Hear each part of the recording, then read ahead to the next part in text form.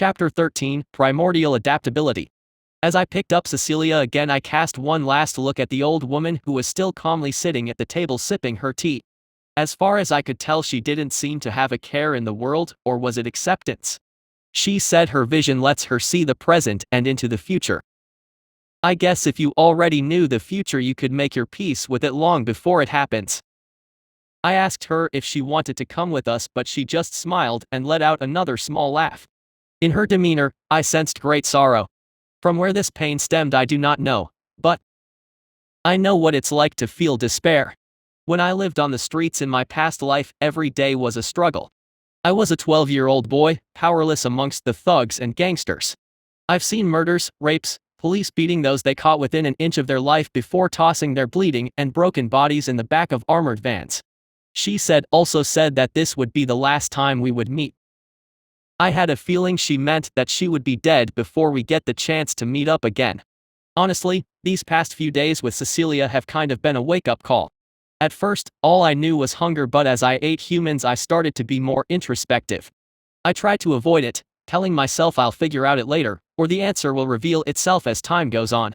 But as I spent time with her I started to think more. I realized I am not the same person I was in my past life. That wasn't going to change, my body simply didn't allow me to feel the same things I did as a human. Still, as I assimilated the human genome I became less monster and more human. I don't know much about this whole heaven thing. Everything I know about them is knowledge. Information without connection, just empty facts. Yeah, heaven wants to kill me. To be fair, so do the humans, and I'm pretty sure most species would want to kill me on sight. I am simply too dangerous. If you are a threat, you are an enemy. That is a lesson I know all too well in my past life. Act weak when you are strong, and act strong when you are weak. That is how you survive. I suppose it is quite ironic that I become more human as I kill them. I looked down at Cecilia, who is quietly lost in thought as I cradled her in my arms. Do I care about her? No, I don't. Do I want her to die and suffer? No, I don't either. Become more human as you eat them. I suppose there is some grace in this irony. I shook my head slightly and banished these thoughts from my mind. I need to focus on what I came here for. As I moved through the swamp I started to notice a scent trail. It was faint, but it was there nonetheless. Was this the scent of a gigant mantis? Well, I was just blindly going through the swamp anyway, I guess I might as well check it out. I got a scent, not sure what is though, I said as I turned and began following the trail. I guess we'll see. There are many creatures in this swamp, Cecilia said as she raised her voice slightly to make herself heard over the rushing wind. With that in mind, I followed the trail. Soon I came across something very interesting. The gigant mantises were described to me as giant praying mantis-like creatures. They had wings, but due to their size, those wings only allowed them to fly over extremely short distances, similar to a chicken. Still, a gigant mantis is said to tower 4 meters tall, and something large flying a short distance to pounce on you is still quite deadly. Apparently, they kept this unique evolutionary trait because of their home environment. The short distance flight allows them to gain a burst of speed in the marshy terrain.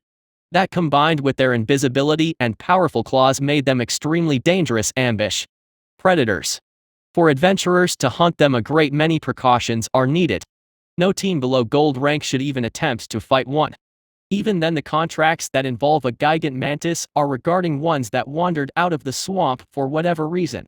So the adventurers would fight them on better terrain. If adventurers attempted to fight in the marshy terrain, the difficulty of the fight would go up significantly.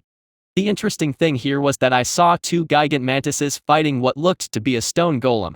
The golem looked to be made of a brown stone covered in vines. The golem was roughly humanoid in shape.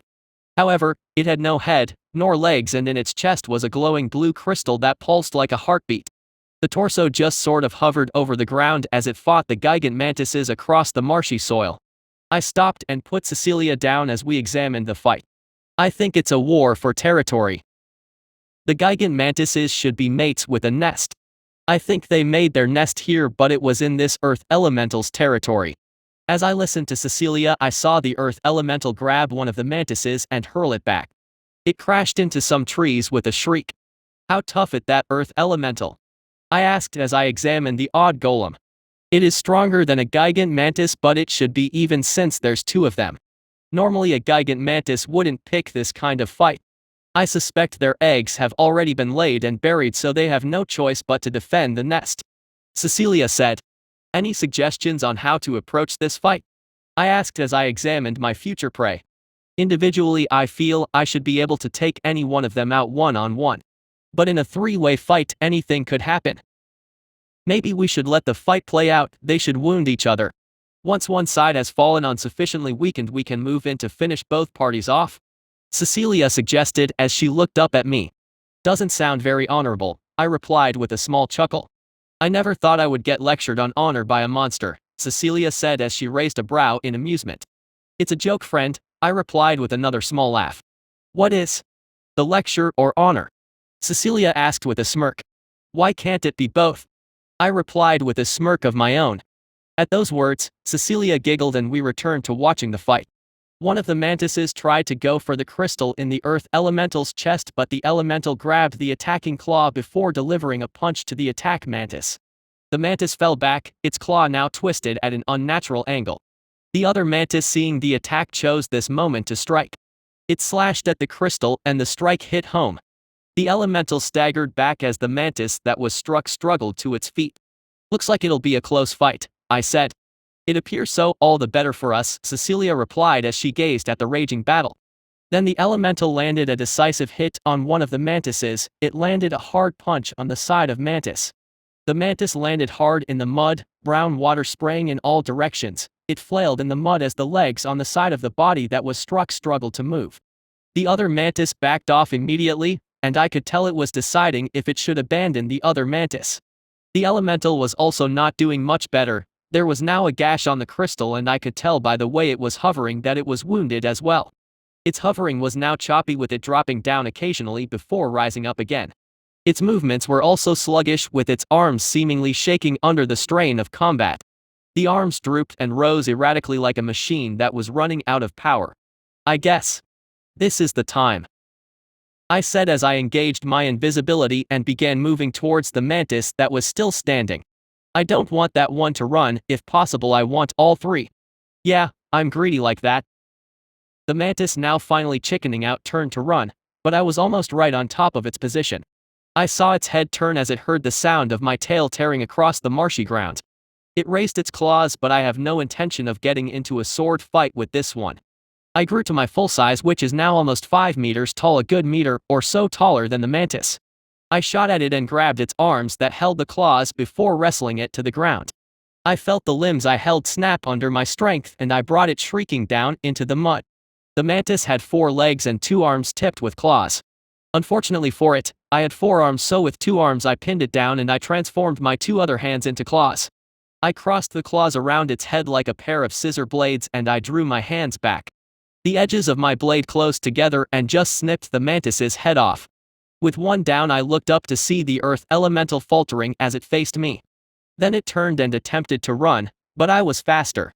Even on this terrain I easily caught up to it, and when it sensed my rapid closing presence it turned in an attempt to defend itself. It raised its arms in an attempt to deliver a punch, but I used my arms to catch both the arms of the elemental. The elemental struggled to break free. It was stronger than the mantis, but not strong enough. With some effort, I managed to wrestle it onto the ground and pinned it below me. Then as I gazed at the pulsing crystal below me I instinctively knew what to do. I opened my maw and began to drain the ether from the core. With each passing moment, the limbs I held weakened, and when the core was empty the rest of the stone body crumbled away into smaller pieces of rock. With whatever magic that once held it together gone, its stone body now became just a pile of inanimate rocks. Once again I heard that voice in my head. Lesser Earth Spirit Essence assimilated. Achieved Lesser Earth Spirit Ether Script Level 1/5. Gravitic Hover acquired. Elemental Resistance improved. Physical Resistance improved. Magic Resistance improved. Ether Manipulation improved. Gravitic Hover, I kind of instinctively knew what it is, but let's test it out, shall we? I felt my body change once again and I looked at my back and saw now strange antennae with glowing tips now appeared on my back. As I moved I saw it left a ghostly, wisp-like trail as I moved. I looked down and saw I was now hovering slightly over the ground. I tried moving and found I could move at full speed. Not only that, since I technically didn't need to touch the ground anymore, I could move without leaving tracks or be hampered by bad terrain. This is very useful. With that, I flitted over to the wounded mantis on the ground. I could see a strange core in its chest. I guess that was what served as its heart.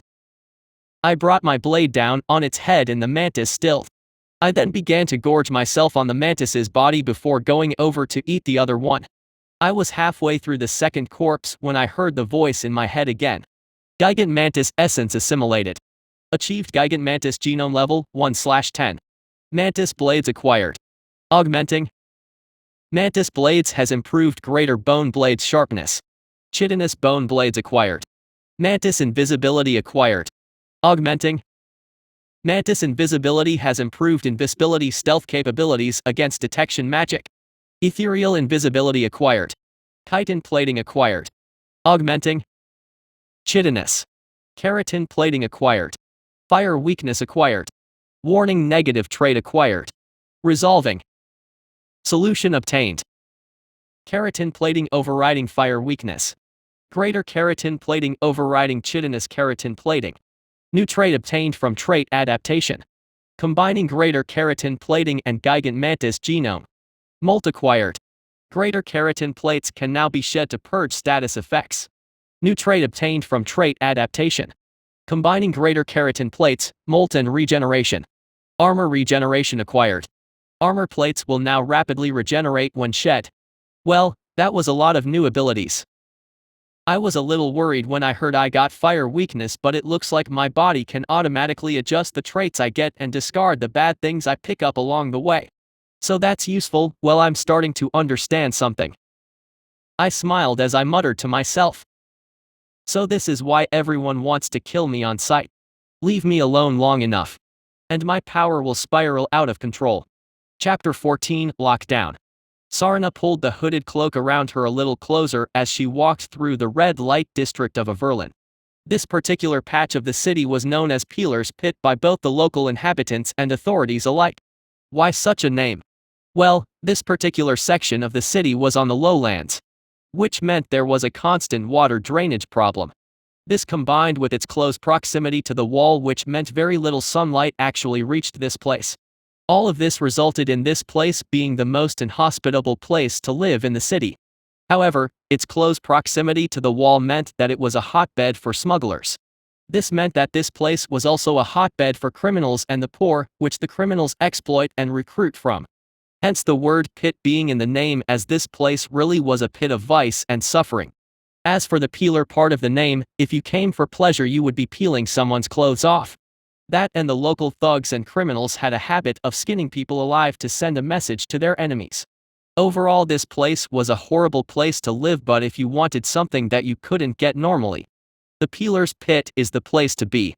Sarna has for the last week tried to arrange for her passage out of Averlin. The villages should have been attacked today, which means the noose is tightening around her neck. She needed to get out of here soon. If news of the attack spread, she would be done for. Who knows, Lord Averlin might even use her as a scapegoat and crucify her to appease the masses. It has happened before after all. All her arrangements, however, have failed. There was no way out of the city through legal means due to the lockdown of the roads. So the only way out was through the smuggler trails, but from what she heard, even the smugglers have stopped shipments.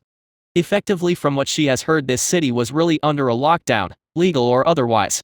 There was only one organization that could completely stop all smuggler activity: the Syndicate. She hoped she was wrong, but her gut knew her suspicion was right. With no more options, Sarna has decided to come to an old ally of hers. She had a lot of favors to call in, and she planned to use them all to get the hell out of this city. When she reached the unassuming door, she knocked and she saw a shutter open. "Who goes there?" Sarna heard the man on the other side ask as his beady eyes narrowed on her hooded visage. "Lady Sarna," Sarna said as she lifted her hood just enough for the man to see her face from the light leaking out through the shutter. The shutter closed with a click and the sound of numerous latches being undone could be heard on the other side of the door. Then the door swung open and Sarna stepped into a dingy corridor. "You want to speak with the boss?"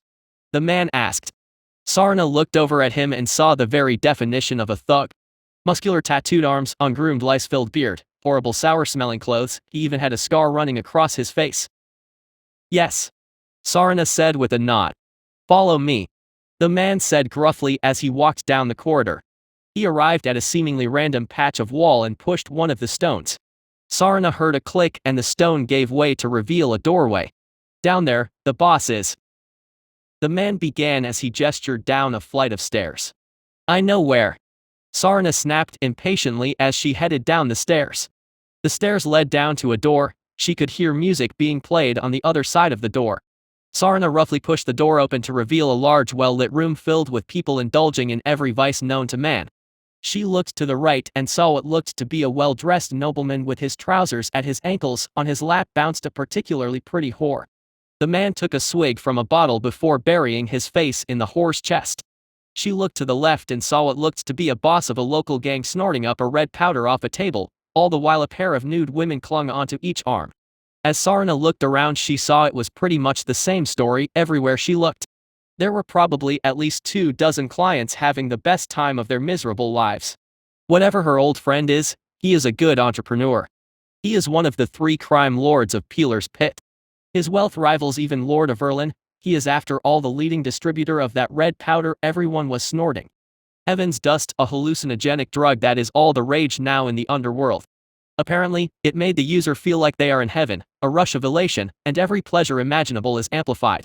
So the users snorted and proceed to drink and fuck their way until morning. Sarna walked past group after group of laughing men and moaning whores. From what she recalled, this place charges exorbitant sums for one night of rapture. Her old friend was never short of clients. It's always booked to capacity and people have been murdered over a slot in this den of pleasure. Eventually, she arrived at a door and she walked right past the 2 guards and opened the door. No one would dare try this unless they knew exactly what they were doing. So the guards did nothing as she entered the room. The first thing she saw was her old friend sitting at his desk with a whore straddling him, moaning as she bounced. Ahem, Sarna said impatiently. The whore's head snapped back to look at her, shock evident on her face. She immediately got off and scurried to the corner of the room. Sarna saw her old friend let out a sigh as he reached down to pull his pants up. You scare too easily. The man drawled as the whore visibly flinched at the comment, fear coloring her eyes. Pornik, Sarna said as she gazed at her old friend. He had green skin, pointed ears, small beady black eyes, and 2 fangs protruding from his bottom lip. Pornik was a half-orc. Most orcs are dull creatures, but Pornik was half-human. His mother was captured by an orc raid in the territory of a city-state far away from Averlin. Well, the orcs like to take women for a reason, and Cornic's mother was eventually rescued. However, not before Cornic was already in her belly. It's against the laws of heaven to intentionally end a pregnancy, so Cornic was carried to term. He had the body of an orc, but his mind was very human, with a tinge of that typical orcish brutality. Sarna, what brings you here? Cornic asked as he flashed her a fanged smile. Business, Sarna replied as she took a seat in front of his desk. Of course. Cornic said in mock disappointment. You know, if you ever to visit for pleasure, I'll let you have a night here for free. I could get some nice handsome men for you. Cornic said with a laugh. Perhaps some other time. I have something urgent to discuss with you. Sarna said. Well, what do you need? Cornic asked, his face now much more serious. I need to get out of Averlin, Sarna said in a hushed tone. At those words, Cornic let out a sigh as he pinched the bridge of his nose. He paused for a moment as if thinking. Then he looked up at the whore still standing nervously in the corner of the room. You. Get me a bottle of wine from that cupboard. Cornic said as he pointed at one of the cupboards at the far end of the room. As the whore nervously walked over to the cupboard. When her back was turned, Cornic took out a handheld crossbow that was under his desk and calmly shot her in the back. The whore gasped as she toppled face first onto the ground. Sarna looked at the whore and saw her eyes wide in terror as blood-red foam bubbled from her mouth. The whites of her eyes turned red as her face turned purple. Sand lynx venom? Sarna asked. Yes, fast acting and it paralyzes. It's hard to get a guaranteed kill with something of this size. Cornic said as he dumped the crossbow onto his desk. I'm guessing something is wrong. Or have you not killed anything these last few months? Sarna asked as she raised a brow. No, I killed some whelp last week. And yes, something is very wrong, couldn't risk word of our conversation leaking out, Cornic said as his eyes hardened. I've tried to get out of the city through my own channels, but I had no luck. I was wondering if you could help me? Sarna asked. You're still out of luck? Cornink said with a grimace. Cornink, you owe me. If it wasn't for me, Lord of Verlin would have had your head. Sarna snapped in response. I know, that's why I can't help you. There's no way out of this damn city unless Lord of Verlin allows you to leave. If I could get you out, you wouldn't be talking to me, I would be long gone from this place. Cornink said with a grimace. You want to leave? Sarna asked, surprised. If he left, we would be giving up a lot. It took a decade to build this criminal empire. To leave now would render all his past efforts moot. Of course I do, Sarna. I found this on my pillow when I woke up 2 weeks ago, Cornink said as he opened a drawer and pulled out a gold feather, the calling card of the syndicate. Fuck. Have you tried? What's stopping you from leaving? Sarna asked as she felt a headache start to appear. Nope, I didn't try, I'm stupid enough to try. The only thing that's stopping me is the fear of death. You know Borin? The boss of the White Scars? Cornink asked. Yeah, why? Sarna asked as she remembered the name of Cornink's #1 competitor in Peeler's Pit. He's dead, Cornink replied with a grimace. Dead? Sarna asked, surprised. Yeah, dead. I heard the other bosses were trying to leave as well. So I was waiting for one of them to try it first. Borin was stupid enough to try, and now they're scraping what's left of him off his bedroom ceiling. Cornink said with a sigh. So they didn't kill him when he tried to leave? Sarna asked. No, he made the arrangements. He was supposed to leave the next day. From what I heard, he pulled out all the stops to keep it quiet. Not quiet enough apparently. Cornink said. What have you heard from the syndicate? Sarna asked. Rumors as usual. Although the rumors all say the syndicate doesn't want anyone leaving the city. You can get in just fine, you just can't get out, so the shipments are still coming in. But it won't be long before the suppliers realize their supply wagons don't come back. Cornink said as he pinched the bridge of his nose. That's not the worst thing. The rumors say Lady Vengeance is here in Verlin. Cornink added as he lowered his voice, afraid to be overheard in his own office. Cornink, my contacts say she's in 6 different cities. This just makes it the 7th. Sarna replied, her mind trying to cling to every last bit of plausible denial. If Lady Vengeance, the leader of the syndicate, is really here in Verlin, then she's done for. I know, my contacts say more or less the same thing. It wasn't 6 cities for me, it was more like 4. I don't have as many contacts as you. But I just have this bad feeling in my gut, the new monster appearing, the dead adventurers, the lockdown, and the princess being let out of her magical cage. Now the syndicate is making moves, cleaning out the more unruly gangs, killing crime lords, and now they say Lady Vengeance is here? There are too many coincidences here. Cornink said. How did you know about the princess getting out? No, how did you even know about the cradle? Sarna asked, shocked. She kept this whole thing under wraps to the best of her ability. As far as she knew, she was the only one that knew about the cradle in Peeler's Pit. Sarna, someone had to build that mansion. It didn't exactly pop out of the ground like a mushroom. Those construction workers talked too, at least they did before you killed them all. That combined with the convenient time of her supposed death and you buying so much black market ether, plus rumors of mages going into the forest. It's not that hard to put 2 and 2 together. Cornink replied. Okay, but how did you know she got out? Sarna asked as she started to wonder how much information was actually floating around. You stopped buying ether, didn't you? The only reason someone buys this much ether as consistently as you did was that you were powering something. Something secret, so it has to be off the books. So when you stop buying the ether, it means you don't need to power that thing anymore. But don't worry, as far as I know, no one else knows about it. I just had my suspicions for a while, that's all. I asked some questions when I helped you get your hands on those construction workers all those years ago. You just confirmed my suspicions. Cornink said. If you are the only one that knows about the cradle, then why are the other bosses trying to leave? Sarna asked. Because the syndicate is hitting them a lot harder than they are hitting me. You know me, I don't like using gangs, I prefer professionals, they are easier to control. I have a few gangs under my thumb, but those are the more organized ones. When the syndicate locked down the city, some of the gangs decided to try and smuggle things out anyway. You know how those gangs are, they think controlling a street or 2 makes them all powerful. Makes them think they are powerful enough to try and defy Kingslayers. Cornink said. I assume you kept your gangs on a tight leash during all of this? Sarna asked. Of course, I don't have a death wish. Cornick deadpanned as he gave Sarna a look, silently asking her if she thought he was an idiot. Right, sorry. Sarna replied. Yes, so anyway, the syndicate didn't like that at all. So they cleaned house. In one night they wiped out 8 gangs. Everyone involved in their show of idiotic bravado have seemingly vanished into thin air. So no, there is no way out of this city. The syndicate has turned this place into a prison. No one gets out. Unless you can persuade Lord of Erlin to let you out, you're out of luck. If I find a way out, I'll let you know. But don't count on it. I doubt the syndicate is sloppy enough to leave a way out of the city. Cornick said with a grimace. Even if you find one, it might be a trap, a convenient way to catch the really problematic ones. Sarna replied with a sigh. This was really bad. Cornick was right, there were too many things happening at once for this to be a coincidence.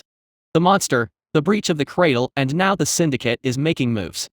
There's even the goddamn rumor of Lady Vengeance being here in Averlin. If she really was here, she needed to get the fuck out of Averlin. Something bad was coming. I suggest you stay put. I know you ordered those attacks on the villages.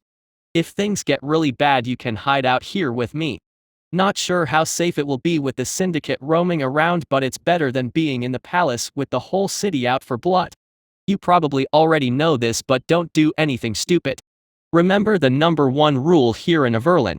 It's not don't fuck with heaven, or it's not don't fuck with the king. The #1 rule here is don't fuck with the syndicate. If they ask you to go, you ask where. If they ask you to jump, you ask how high. Cornick said seriously. Thank you, Cornick, this wasn't what I hoped for, but your offer is appreciated, Sarna said. I'll keep an ear to the ground and let you know if anything major crops up. Your channels still have access to some of my men, right? Cornick asked. Yes, you know who they are. Sarna said. Yeah, I think so. I think it's best if we don't confirm anything. Just send a message through one of your channels and I'll reply. Cornick said. Will do. It's been nice talking to you, Cornick. Sarna said as she stood up.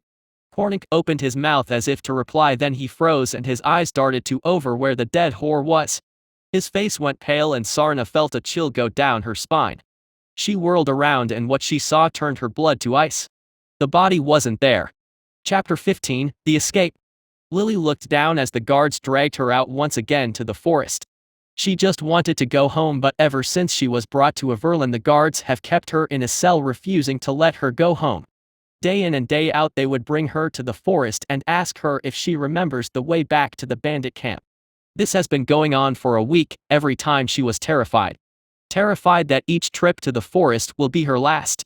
The guards ensure she does not know what is going on outside, but she still picks up snippets when she is carted out of the city. She keeps hearing the same thing being whispered, and everyone she passes by gives pitying looks as she is shoved onto the wagon. The same words repeated over and over again by those that watch her get carted off to the forest. The beast. She's food for the beast. Lily knows some creature freed her from the bandit camp. She does not know why she was spared by the beast. What she does know from what has overheard was that entire adventurer teams have disappeared. The roads are locked down, and whatever this thing is, it's unstoppable. Lily felt the anxiety rise again from within the dark recesses of her mind. Today might be her last. The beast could have simply missed her. There is nothing she can do if she runs into it again. She'll die to its teeth or claws or spines or whatever it uses to kill its prey. Lately, she has been feeling increasingly depressed and anxious. The constant captivity, lack of human interaction, the homesickness, and the nightmares of the time she spent at the mercy of those bandits. Then she felt the wagon lurch to a stop. Lily snapped her head up and saw that she was now right outside the forest. She looked around and saw that this time she was much further down the road. Every time she was sent here, she would be taken to a different part of the forest in the hopes she would remember something. But to Lily the forest looked identical. She was a farmer, not a ranger. All she sees are trees and shrubbery that all looked the same to her. That, combined with the fact that she was stumbling through the forest in a panic when she escaped, ensured she had no idea how to get back to the bandit camp. Get off, the guard said gruffly. The pair of guards were always in a sour mood. Of course they would be. The powers that be have decided all their lives were disposable. As Lily got off the cart, she noticed a group of wagons riding down the road. There were 2 wagons and the wagons were guarded by a group of guards. That was odd, the roads were supposed to be closed. Lily took a few steps towards the wagons as she looked on. She noticed that the wagons were filled with something. Lily felt the wind blow towards her, then she smelt the smell of rotting flesh. Lily gagged from the smell as she doubled over and retched. "Oh, what are you doing?" one of the guards demanded.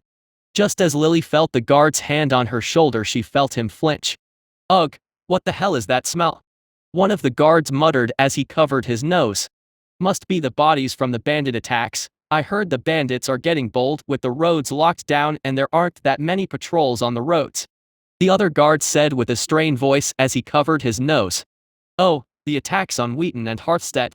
the first guard asked. At those words, Lily froze as she felt her blood turn to ice. She looked at the approaching wagon as she felt the panic start to rise. Lily was from Hearthstead. She had parents and a little brother. Lily staggered towards wagons in a daze. She heard the guards ask her to stop, but she didn't care. Then she felt one of the guards grab her shoulder and yanked her back. Lily could hear the guard shouting something at her, but she just tried to turn around again. "Oi!" the guard roared as he backhanded her across the face. Lily fell onto the ground, finally snapped out of her daze. She looked down at the grass below her and saw the chains that bound her hands. All Lily wanted to do was go home, but her home was gone. But maybe her family was still alive. Lily then heard the sound of the wagons trundling past. She turned her head and looked at the wagons. The wagons were filled with corpses, then saw the small body half hanging out of the back of the wagon. She felt her heart drop as she recognized the face of the little body. It was her little brother. His once ever smiling face now blank, his eyes once filled with life now empty and hollow.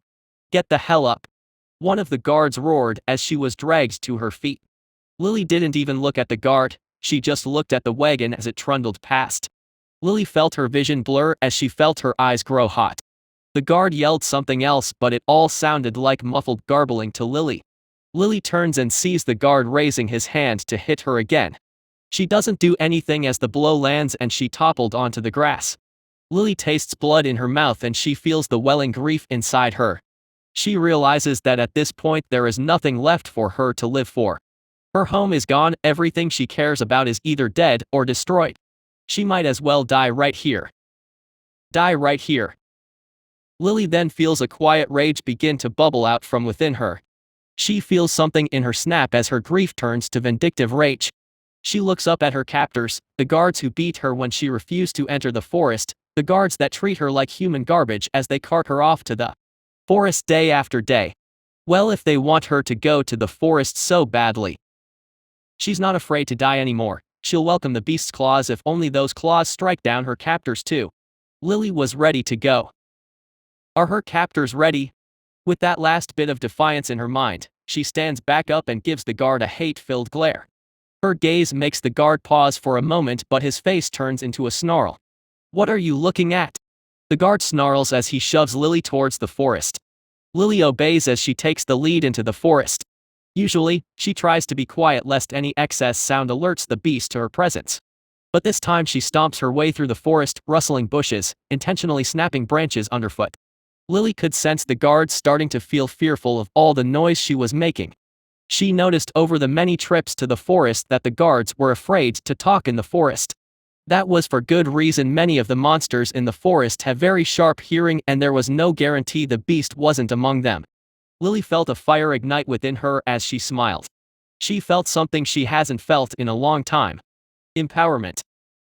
These men were at her mercy. In the forest, she held the power, she didn't care if she lived or died, so there was nothing these guards could do to her. Lily lets out a laugh as she roughly kicks a nearby bush. Finally, one of the guards snaps as he lunges forward and grabs her. "What the hell are you doing? Are you insane?" the guard hissed into her face, his face pale as he tried to keep his voice down. "Afraid?" Lily asked, not bothering to keep her voice down. "Shut up, do you want to be eaten?" the guard hisses again in reply as his eyes dart all over their surroundings. Lily pauses as she gets an idea. The guards will probably face some form of punishment if she escapes.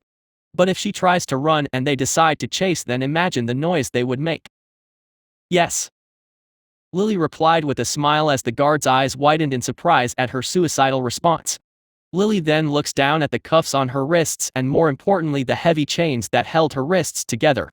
Getting an idea, Lily swings both her arms at the guard. The chain hits him hard across the side of his helmet. The guard falls to the ground clutching the side of this head while the other guard shouts in alarm. Lily turns and begins sprinting deeper into the forest. She hears the guards sprinting after her. It looks like whatever consequences they will face if she escapes is worse than them risking the ire of that beast. What is to fear more than the potential fangs of a monster? The certain death by a noose. Please stop. Lily heard one of the guards shout, desperation in his voice. Lily laughed as she ran. She could feel the exhilaration of it. The fear in the guard's voice, the knowledge that for once in her life she had power over another person. The fact that these men abused her for weeks only made it sweeter. However, at the end of the day, Lily was still just a common farmer. She didn't have the stamina to outrun trained soldiers. So eventually she slowed and she felt one of the guards tackle her from behind. She was rolled onto her back and she saw an enraged but pale guard raise his fist. She felt the fist slam into her face. She felt her nose shatter and 2 of her front teeth come loose. Stupid suicidal bitch. The guard roared. Lily let out another weak laugh as she felt her mouth fill with blood. She blinked the stars out of her eyes and she saw the guard on top of her being pulled off by the other one. Calm down, keep your voice down. The other guard hissed. Lily then spat a mouthful of blood up at the guard on top of her, splattering her blood on the side of her face. The guard winced and he turned a dangerous edge in his eyes. He raised his armored fist again and Lily smiled in defiance. Then she saw the area around them light up with a blue magical glow. In an instant, she found the scenery above her change. The canopy of the trees was now gone, replaced by a clear blue sky. The guard on top of her got off in a panic as the pair both drew their swords and looked at something behind her. Lily sat up unsteadily as she felt blood dribble down from her mouth and down her chin. She saw the 2 guards take 2 shaky steps back. Then Lily felt a warm hand on her shoulder. She turned to see a beautiful woman with flaming red hair and eyes like rubies. The woman gently helped Lily to her feet. The woman raised a hand next to her bloodied face. Heal, the woman intoned as her hand glowed gold and Lily felt a warmth engulf her body and the throbbing pain in Lily's face faded. Lily touched her face and felt no pain, just the wet warmth of her own blood. The woman took out a small white handkerchief and handed it to Lily. Lily took it with uncertain hands as she felt the fine silk in between fingers. The blood on her fingers already staining the white cloth red. Lily just looked at the woman blankly. A minute ago she was ready to die. But now, here she was in front of this beautiful woman. The situation was so strange it temporarily broke her rage and grief. It's okay, use it. The woman said gently. Lily mutely nodded as she used it to wipe the blood from her face. Lily felt her heart race as she looked at the beautiful woman. She was easily the most beautiful woman she had ever seen. Who are you? Lily asked.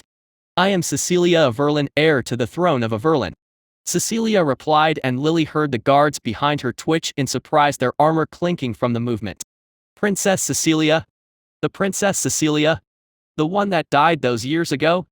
Lily furrowed her brows in confusion and she saw Cecilia smile at her expression.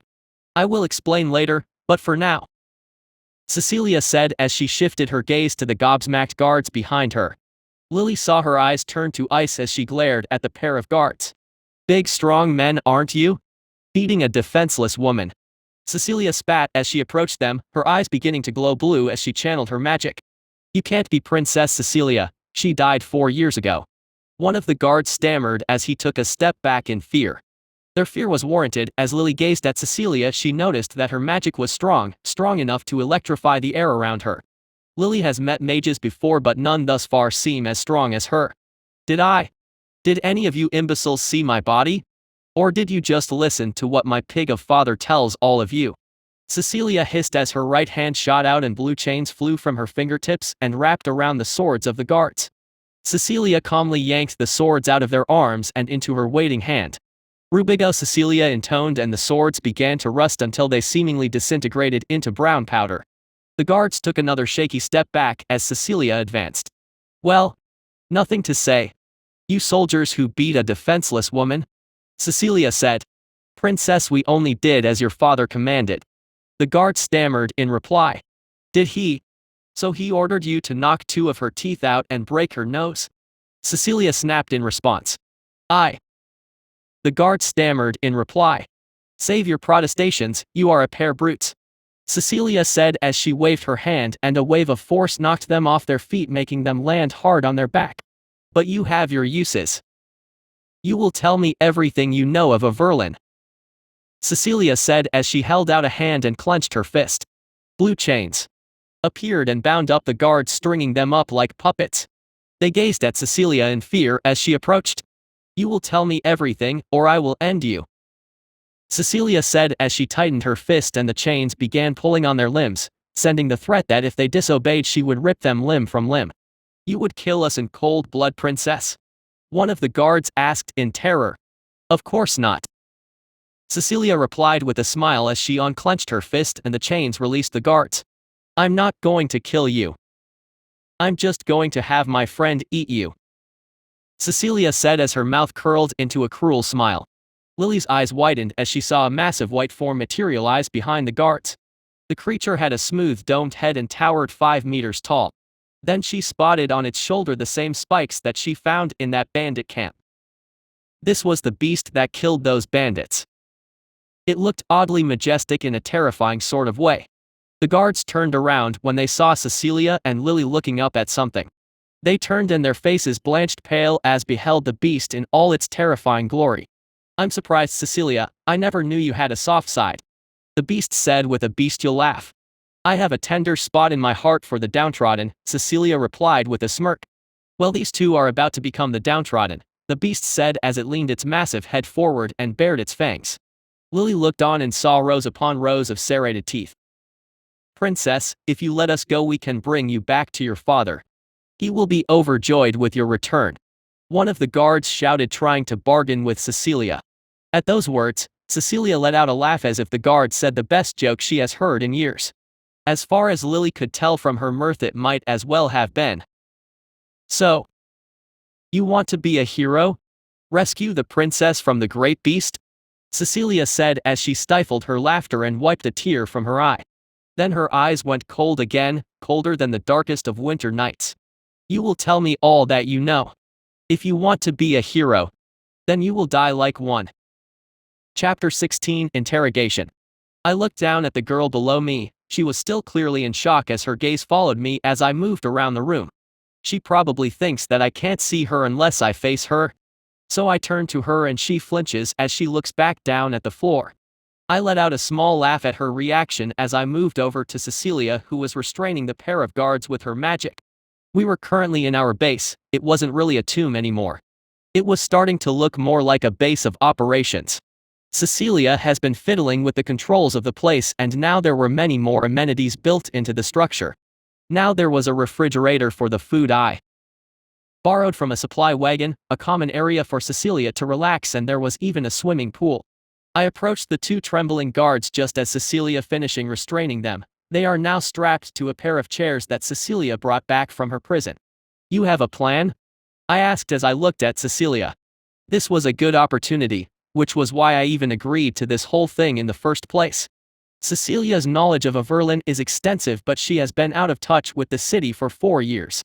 She needs to know the current events so that she can formulate a plan for her to get back into the city. As of now it's simple, we ask them to talk, if they don't we hurt them. As long as they don't die I can heal them. Cecilia said in earshot of the guards, and they visibly flinched at their words. So we ask first.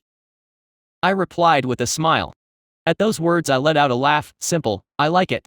I slithered over to the guards and I leaned down until my face was inches from his face. I opened my mouth and exhaled onto one of the guards' faces, and I saw him shut his eyes as he began to hyperventilate. I know my breath smells like blood, which in this case can prove useful. Then I growled and bared my teeth as I opened a mouth as if I was about to bite his head off.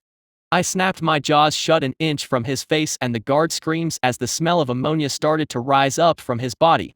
Why are you so afraid? I asked as I let out another laugh. Are you afraid of death? Afraid of what will happen in the next life? I asked as I turned my head to the other guard.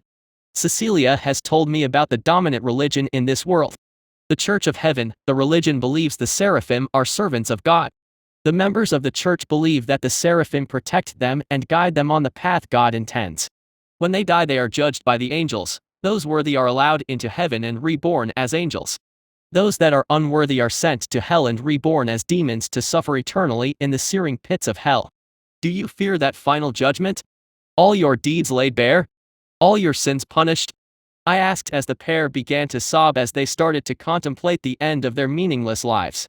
Tell me, do you think you are worthy to be allowed through those gilded gates? I asked with another laugh. I offer you a reprieve. I offer you your lives, postpone that judgment, a chance to become worthy. In exchange, you tell us whatever we want to know. Cooperate and just might survive. I said as I backed off.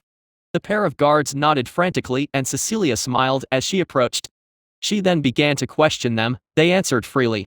I could tell they weren't lying, they were spilling everything. There were a few interesting points in the line of questioning though. You said bandits attacked those villages? Cecilia asked, a little surprised. Yes. That's what the report said. The guard stammered in reply. That was odd, I've combed pretty much every inch of this forest. As far as I can tell, there were no bandits left nearby. I found some abandoned camps though, as if the bandits all packed up and left. My best guess would be that word of my presence spread and all the bandits panicked and left. Which villages? Cecilia asked, a little disturbed by the news. Wheaton and Heathstead. One of the guards replied. Cecilia muttered as she turned away and walked into her room. She came out with a large scroll as unrolled it on a nearby table. I looked down and saw it was a map of the surrounding region. It was a rather local map, with only the locations around Everland. I could see many icons showing the various city-states. I realized that these city-states seemed to hold rather small pockets so the territory. Wait a minute, I remember seeing a village close to the edge of the forest. That's Heathstead. Friend, didn't you say that you ran into a few more bandit camps? Cecilia asked. Yeah, but they were abandoned. My best guess is that they heard about me and were spooked, I replied. I think it wasn't bandits. Lily, do you know anything that Heathstead and Wheaton have in common? Besides the obvious things? Cecilia asked as she turned to Lily. Lily paused for a moment as she furrowed her brows, trying to think. We waited patiently for her to recall, then I saw her furrowed brows relax as she turned back to look at Cecilia. There was this adventurer team that was formed from our two villages recently. If I recall, it was just over a year ago. Lily said. Adventurer team. Cecilia mutters as she looked at me. I know what she is thinking. If that is the only thing that links the two villages, then it might have something to do with the adventurers that first found me and opened the tomb. I can still recall something that the last woman I killed said, the one that translated that tablet for me. She was praying and muttering a name before I killed her. Sophia. Does the name Sophia ring any bells? I asked as I looked at Lily. At those words, I saw her eyes widen in recognition. Yes, she's the younger sister of one of my friends that became an adventurer. Her name is Elisa. She was studying magic to become an adventurer. Why? Lily said as she gave me a look. I think your friend Elisa was part of the adventurer team that woke me up. I lied as I didn't want to reveal that I was only about a month old. Woke you up? Then where is she? Lily asked. I killed her. The first thing I saw when I woke up was a member of her team trying to swing a sword at my head. They tried to kill me, they tried their best, but it wasn't good enough. I replied calmly. You killed her? Lily stammered. Lily, my friend here has the right to self-defense. He was attacked. What was he supposed to do? Just let them kill him? Cecilia said. You could have just scared them off. You didn't have to kill them. Lily shouted tearfully. And what? Let them run back to town and tell everyone about me? Listen, I've been around long enough to know how you humans are. Anything that is a threat to you is an enemy. You humans would have sent more adventurer teams to hunt me down if I let them go. I replied as I slithered close to her and brought my head close to her. She went pale as her eyes darted down to my serrated teeth. Friend, she is just distraught. She just found out all her friends and family are dead. Offer her some patience. Cecilia said as she walked next to Lily and placed a gentle hand on the front of my head. Cecilia and I cooked up a plan to make me seem like some old venerable beast from a time long forgotten. The monsters here tend to evolve as time goes on. So if I am supposedly some ancient creature, then me having slightly similar abilities and features to other creatures would seem more believable. It would make me look like their ancient ancestor rather than a primordial devourer that could steal their abilities. Fine, I know it is just the way you humans are, I replied in mock grumpiness as I backed off from Lily. How old are you? And what is this place? Lily asked as she starts to piece together that I am apparently some ancient beast. I never counted the years, I never understood you humans and your fascination with counting your years of life. I suppose it comes with your short lifespans. As for this place, a friend sealed me in here long ago, there were hunters trying to kill me. She told me to sleep here and await one of her descendants to release me. I was surprised at first when I woke up, I thought it was a descendant of my friend that came to release me. But they raised their weapons and I thought they were the hunters, so I killed them. I replied. What were the people like back then?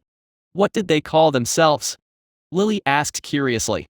The humans back then called themselves part of the Elysian Empire. The world was very different back then. I replied as turned away from her as if lost in thought. The Elysian Empire? That makes you more than 5,000 years old? Lily said in shock. As I said, I don't understand your fascination with counting your years, I replied dryly. Oh. Lily replied as her curiosity starts to ebb. Now then, as for the villages, I suspect bandits didn't do it. I know my father and I know the protocols in place in Everlyn. There's a new monster appearance protocol in place, isn't there? Cecilia asked as she turned to the guards. The pair of guards nodded mutely at her question. So if my friend here left Lily behind in that bandit camp and she made it back to civilization, she might have clues to what my friend is. So the two of you were sent to the forest with Lily to see if she can lead you to that camp in the hopes that it might give my father some clues to what my friend is. That information is important because we humans are squishy weak creatures, so adventurers need the information to fight monsters. Cecilia said and the guards nodded again. My father then somehow realized that Lily's friend Elisa might have accidentally released my friend here into the world. So he had to get his hands on their families to interrogate them. But he can't do so legally as they committed no crime, so he faked the attacks with some soldiers. Cecilia said as she began to piece it all together. Yes, I suspect so, the adventurers that woke me up mentioned a map, I replied. No doubt they were overheard. My father has a particularly competent spy master in his employ. She was some whore who discovered that the contents of a man's letters are worth more than the coins in his purse. Cecilia said as she cupped her chin. Spy master? I asked. Sarina, that was her name. She helped imprison me, or at least I suspect so. There was little chance my father could have acquired enough ether on the legal markets to power the cradle without arousing suspicion. Furthermore, someone had to build that mansion. The construction workers would have to be eliminated to keep the secret. My father couldn't just kill them through normal means, so he needed to use more subtle channels. I suspect Sarina helped orchestrate the attacks on the village as well. Cecilia replied. So bandits didn't kill my family? It was soldiers on the crown's payroll? Lily asked, her eyes wide as she took a shaky step back. Unfortunately, that seems like the most likely possibility. Cecilia replied as she turned her gaze to the pair of guards. So they might have known. Lily asked as she gazed at the guards, her gaze slowly coloring with hate. The guards just looked at her, confusion coloring their expressions. No, these grunts wouldn't know, they probably heard the official story. There is one way to confirm this, however. Cecilia said. How? I asked. We can go pay Hearthstead a visit. If this is true, then we just got one more arrow to shoot at my father.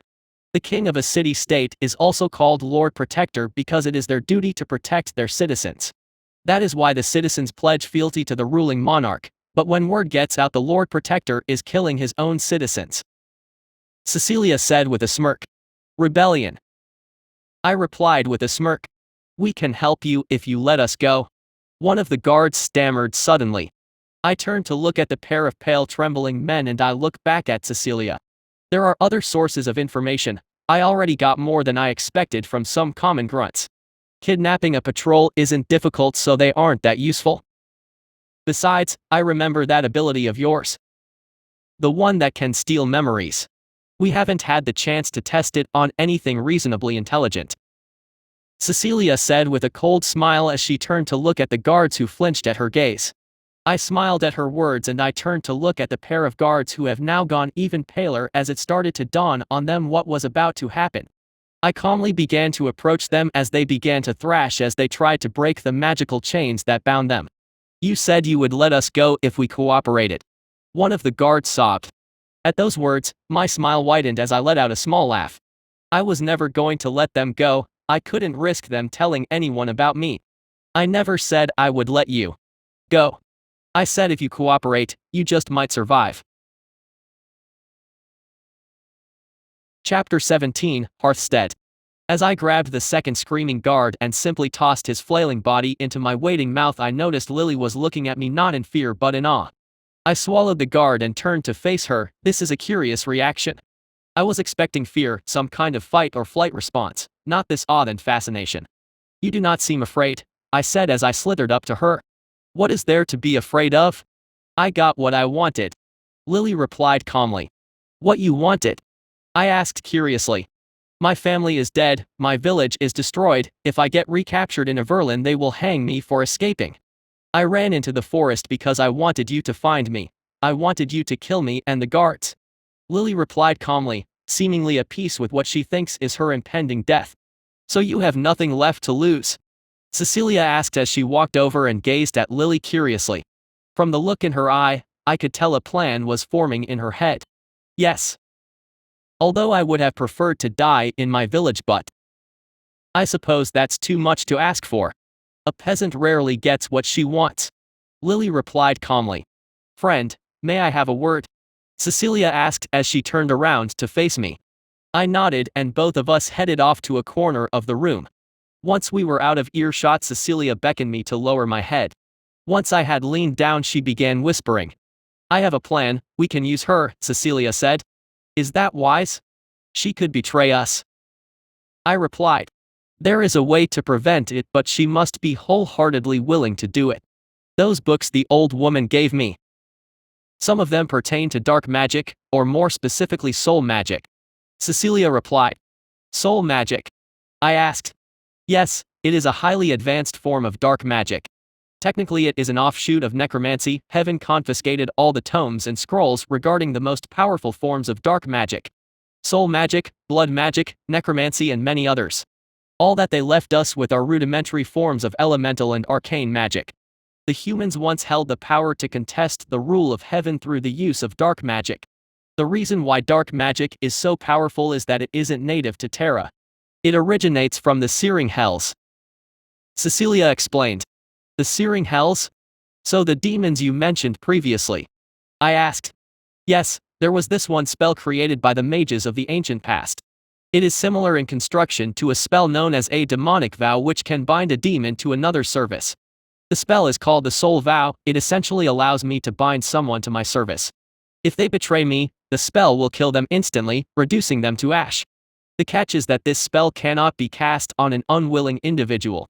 Even if the person agrees, if their heart is still unwilling, the spell will kill them.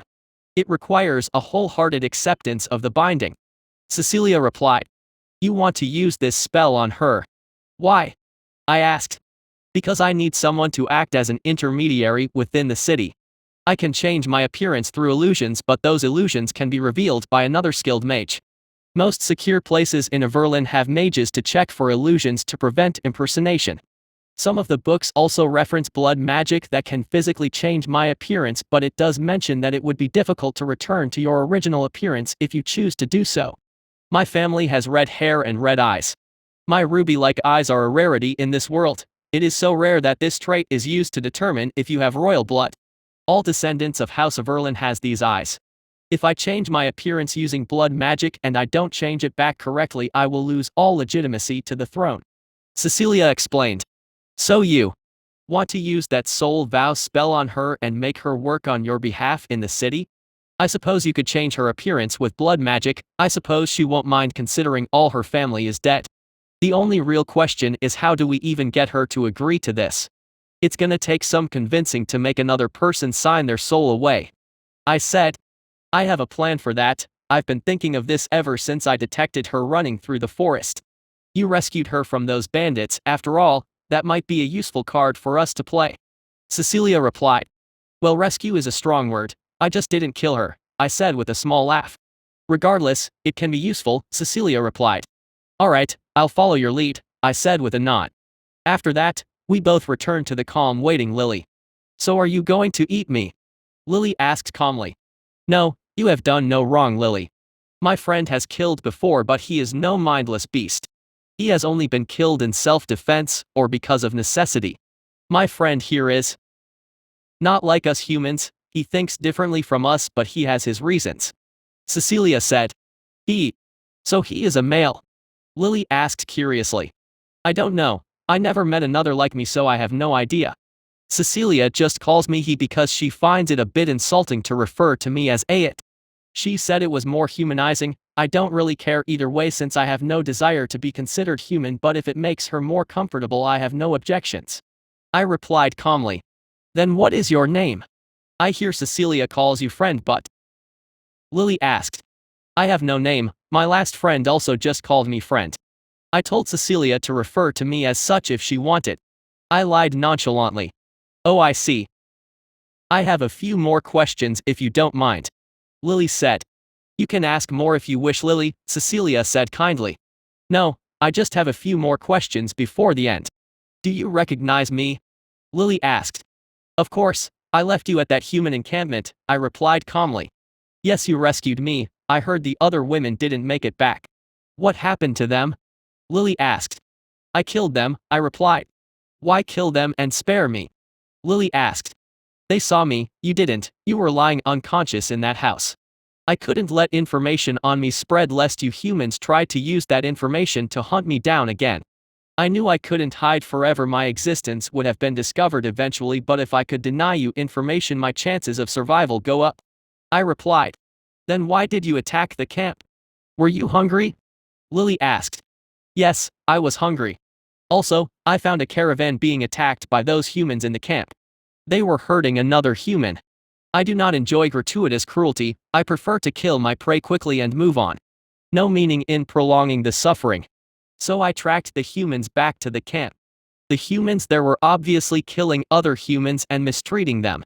I was hungry and I could remove some unsavory individuals from the world, so why not? It's not like they had the means to stop me. I replied. I see.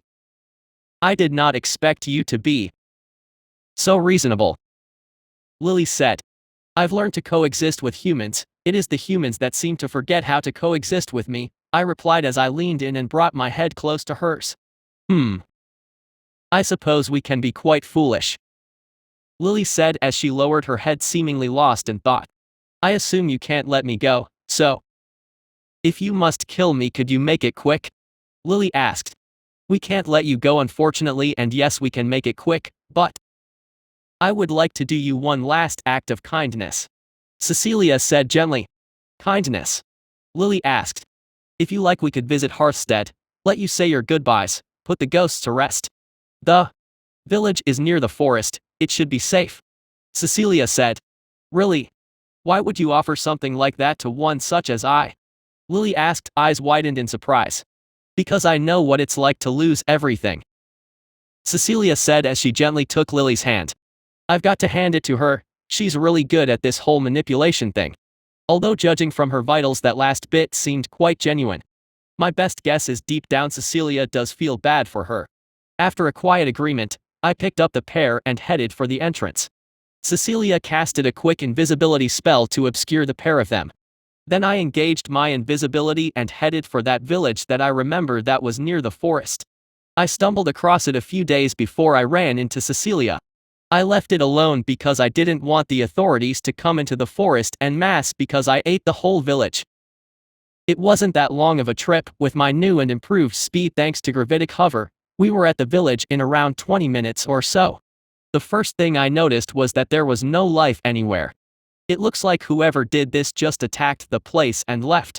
When I arrived in the center of the square, I put both of them down and Cecilia removed the spell.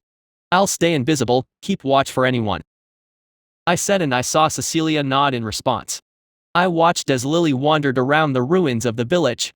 Some of the houses were burned to the ground, but most of them were still left standing. As I surveyed the area, I detected patches of dried blood that seemed to be clustered together. I looked closely and saw faint footprints with their lingering scent, all leading to the center of the village. The footsteps looked close together, as if the ones who left them were walking calmly. I spotted Lily walk into one of the houses shakily. I head over and I peek in through a window and saw her in one of the bedrooms. She gently picked up an old beat-up teddy bear that was lying on the floor. She hugged the bear as she fell to her knees sobbing.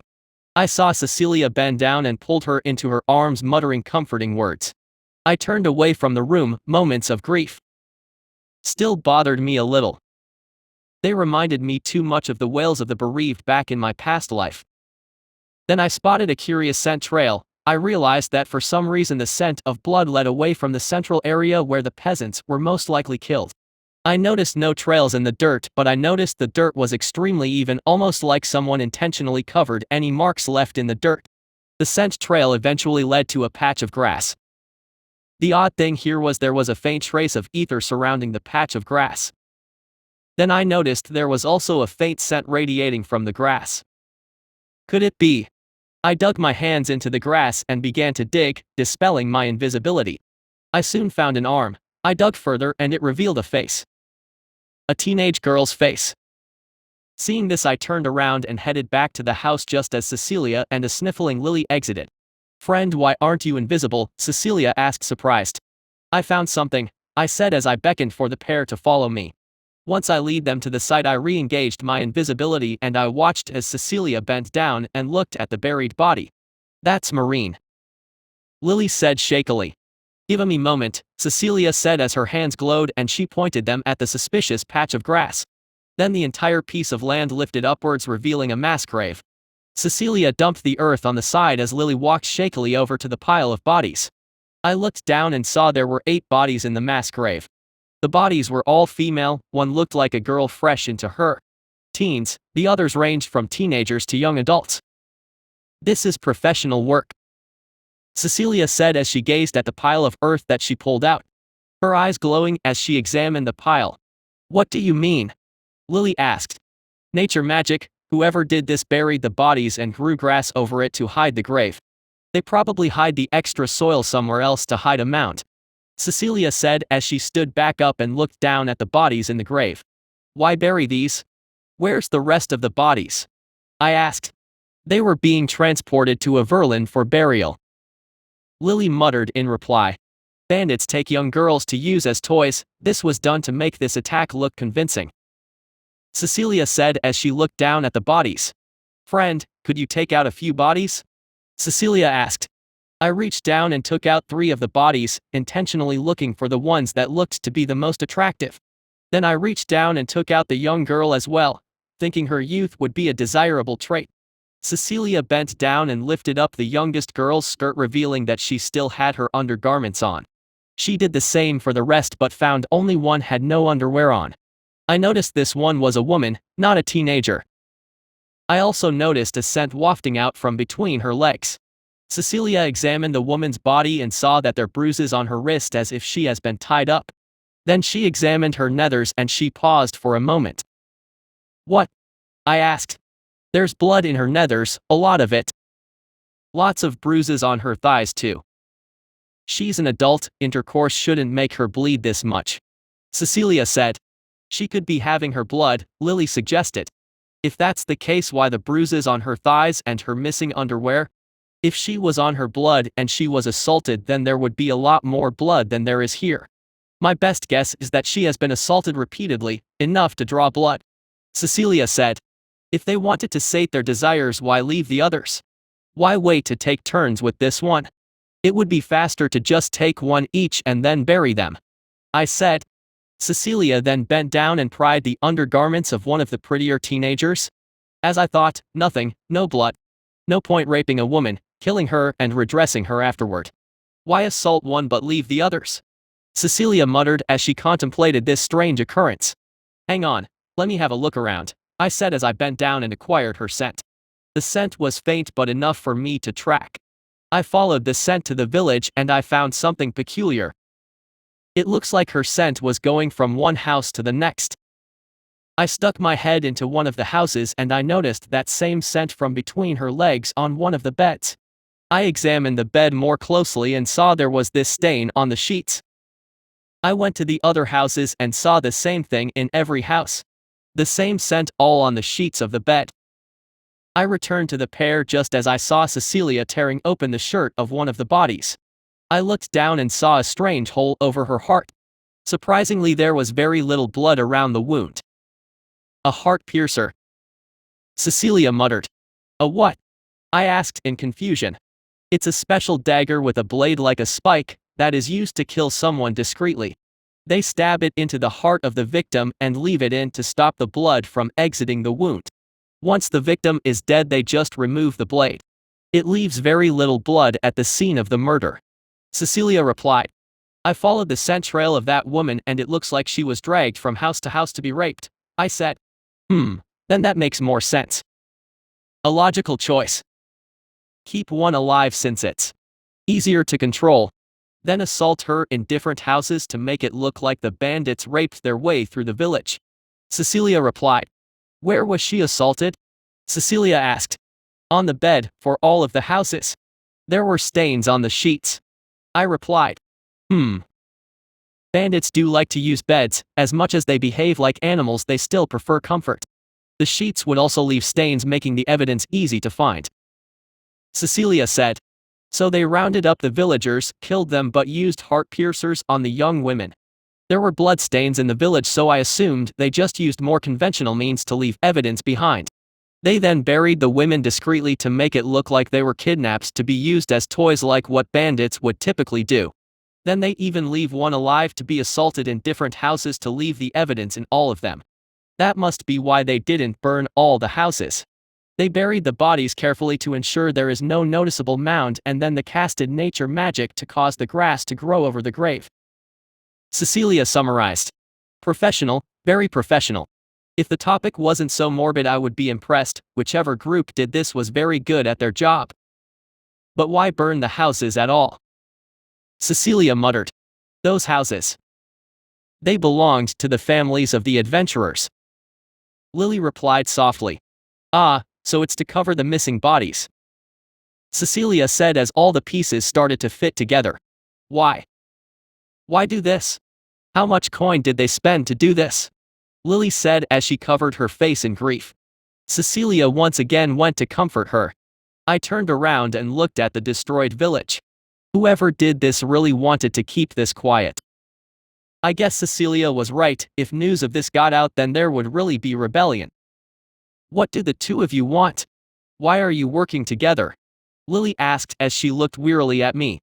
I want to get my birthright back. My father is a fiend and brute.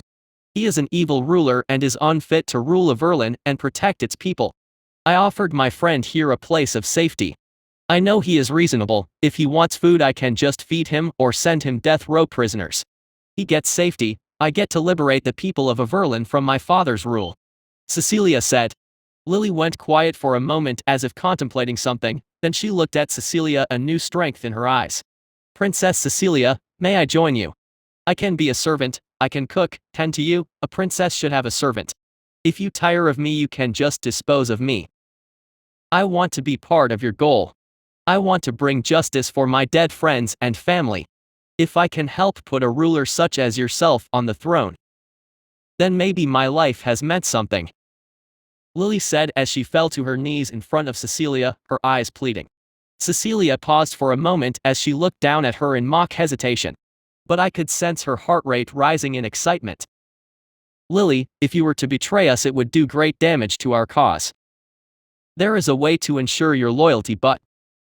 Cecilia replied as she pretended to be conflicted. I will do anything, princess. I am willing to pay any price, be subject to any spell. Lily begged as she pressed her head into the dirt. Lily. Cecilia said as she bent down and helped Lily back to her feet. Cecilia looked away for a moment, pretending to be lost in thought. Cecilia gently took Lily's hand as she looked her in the eyes. There is spell, but it requires a fully willing participant. If you are doing this just to survive or any other reason, you will die. Painfully. Your soul will be torn to pieces by the spell. Cecilia said. Then I have nothing to fear, my princess. I wish to serve you with all my heart. My life, my body, My soul are all yours if you want it. I just wish to help bring justice to this forsaken land. Lily said as she clasped Cecilia's hands tightly.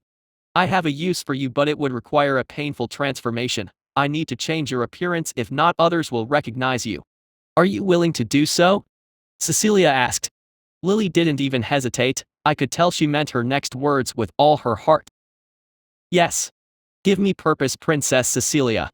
And I am yours from this day until my last day. Chapter 18, Vow and Rebirth. I watched as Cecilia walked over a large magic circle on the ground as she examined an old book in her hands. She was completely naked, and so was Lily, who was standing awkwardly at the side of the room. The spell apparently had a tendency to destroy clothing, so the pair had stripped down. She's been setting up this magic array for the past hour, and she's now double-checking everything. If this array can really bind someone's soul, then I don't want to know what happens if Cecilia makes a mistake. The prep also took a decent amount of time. I had to kill off a group of guards that were patrolling the road and take 2 of them prisoners. Why? Well, this magic array needs to be written in blood, human blood. This spell was for the soul vow, and the blood of the first guard was down on the floor. The second guard is for the next spell, to change Lily's appearance. He was bound in the corner of the room and gagged as he looked on in terror at what was unfolding in front of him. Cecilia told me all magic has a price. The greater the sacrifice, the greater the effects. The Elysian Empire apparently once had spells they could sacrifice the souls of people as fuel for a great spell. The spell had the power to level a city, but it required several thousand sacrifices. That spell, called Yaga's Gaze, could create destructive power that was out of reach of even the archangels. There was, of course, a catch for that. The spell would leave the land uninhabitable after the smoke clears. As for why it is uninhabitable, the book Cecilia read did not say.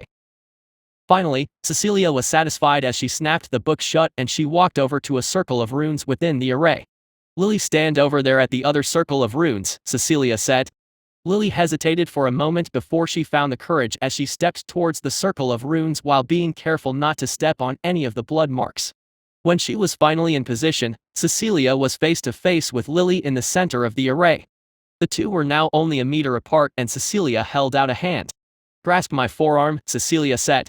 Lily obeyed and grasped Cecilia's arm, and Cecilia did the same with her. Then Cecilia's eyes glowed as the runes around the room began to light up in a crimson glow. From the corners of the array, blood-red chains appeared around the array. A pair of chains also appeared next to where the 2 of them were standing. The chains rose out of the ground and wrapped themselves around their arms, locking them in place. Then Lily cried out in pain as the chains began to steam. Cecilia grit her teeth as she tried to endure the pain. We knew the spell would be painful, but I guess it hurt more than expected.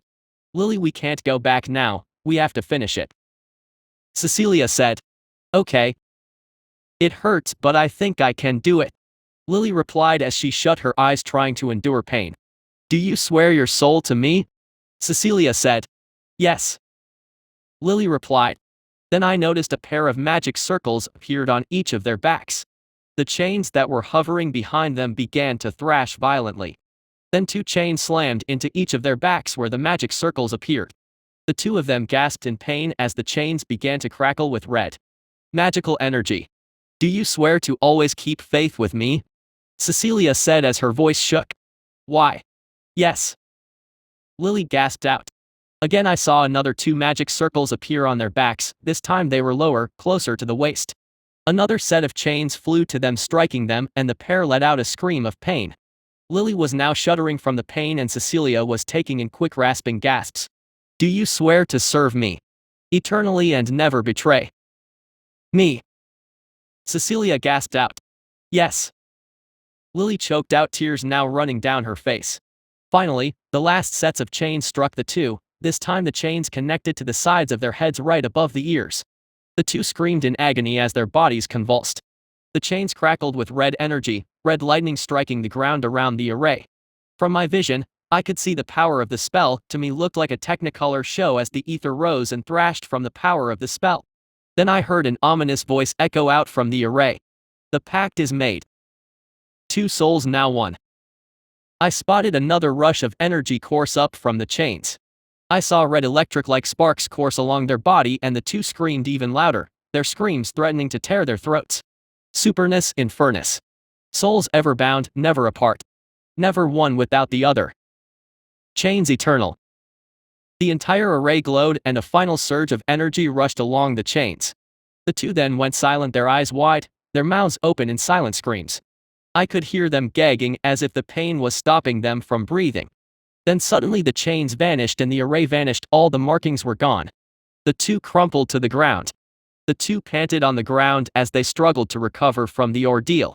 I slithered over to Cecilia and I saw her reach down between her legs. When she brought her hand up I saw it was wet. Then I noticed the distinct scent of urine from the pair. I guess the pain was so bad the pair wet themselves. You might want to clean up first, I said dryly. Cecilia blushed as she stood shakily to her feet. Disgraceful. Cecilia muttered. It could be worse, you could have shit yourself, I replied with a laugh. Cecilia shot me a glare and I raised my forearms in surrender, a smirk still on my face. Cecilia got up and walked over to Lily, who was still panting on the ground. Cecilia helped her to her feet and the two of them walked shakily over to the large fountain bath in the middle of the room. The two of them sighed in contentment as they sank into the hot water and Lily leaned her head on Cecilia's shoulder, eyes half closed. Cecilia for her part leaned her head on Lily's shoulder and I saw the two of them were holding hands under the water. What is this? What's going on? Did something change? I asked as I looked down at the pair of women. I don't know, I think so, Cecilia said as she looked at Lily in a mixture of fondness and confusion. I think the binding of our souls. The spell created affection between us. The book did say it would create a bond that would make us more loyal to each other. What I said. The commands for the spell could be said by either of us. At first, I thought the one saying it would be the master. But I think it's more than that, Cecilia said as she looked at Lily, who was looking up at Cecilia lovingly. I feel like I care for her. A little, Cecilia muttered. I would do anything for you, Lily replied. Okay. So it wasn't exactly like a master-servant binding. This has a bit of a soulmate type deal. So you two love each other? I asked curiously. I don't think I do. Lily, would you die for me? Cecilia asked. Without question, Lily said breathlessly as she gazed, love-struck, at Cecilia. Well, I wouldn't. The spell mentioned that there would be a superior and an inferior. I think I care about her but not as much as she does for me. Since I said the words, I think I'm the superior and she is the inferior. I thought it meant a master-servant relationship, I didn't expect it to be this, Cecilia muttered as she turned to face me. Although her words seemed a little cruel to be said in front of Lily, she didn't seem to care in the slightest. Are you still you? I asked, getting a little worried. Yes, I think so. I just have some affection for Lily, but I think for Lily it's something else, Cecilia said. Hearing this, I switched my senses to perceive pheromones. When I looked down at the pair, I saw Cecilia was giving off a little bit of it. As for Lily, however, the pheromones were pouring out of her as she looked at Cecilia.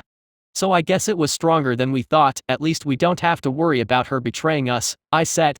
Yes, I suppose so, Cecilia muttered in reply. You are concerned, I said.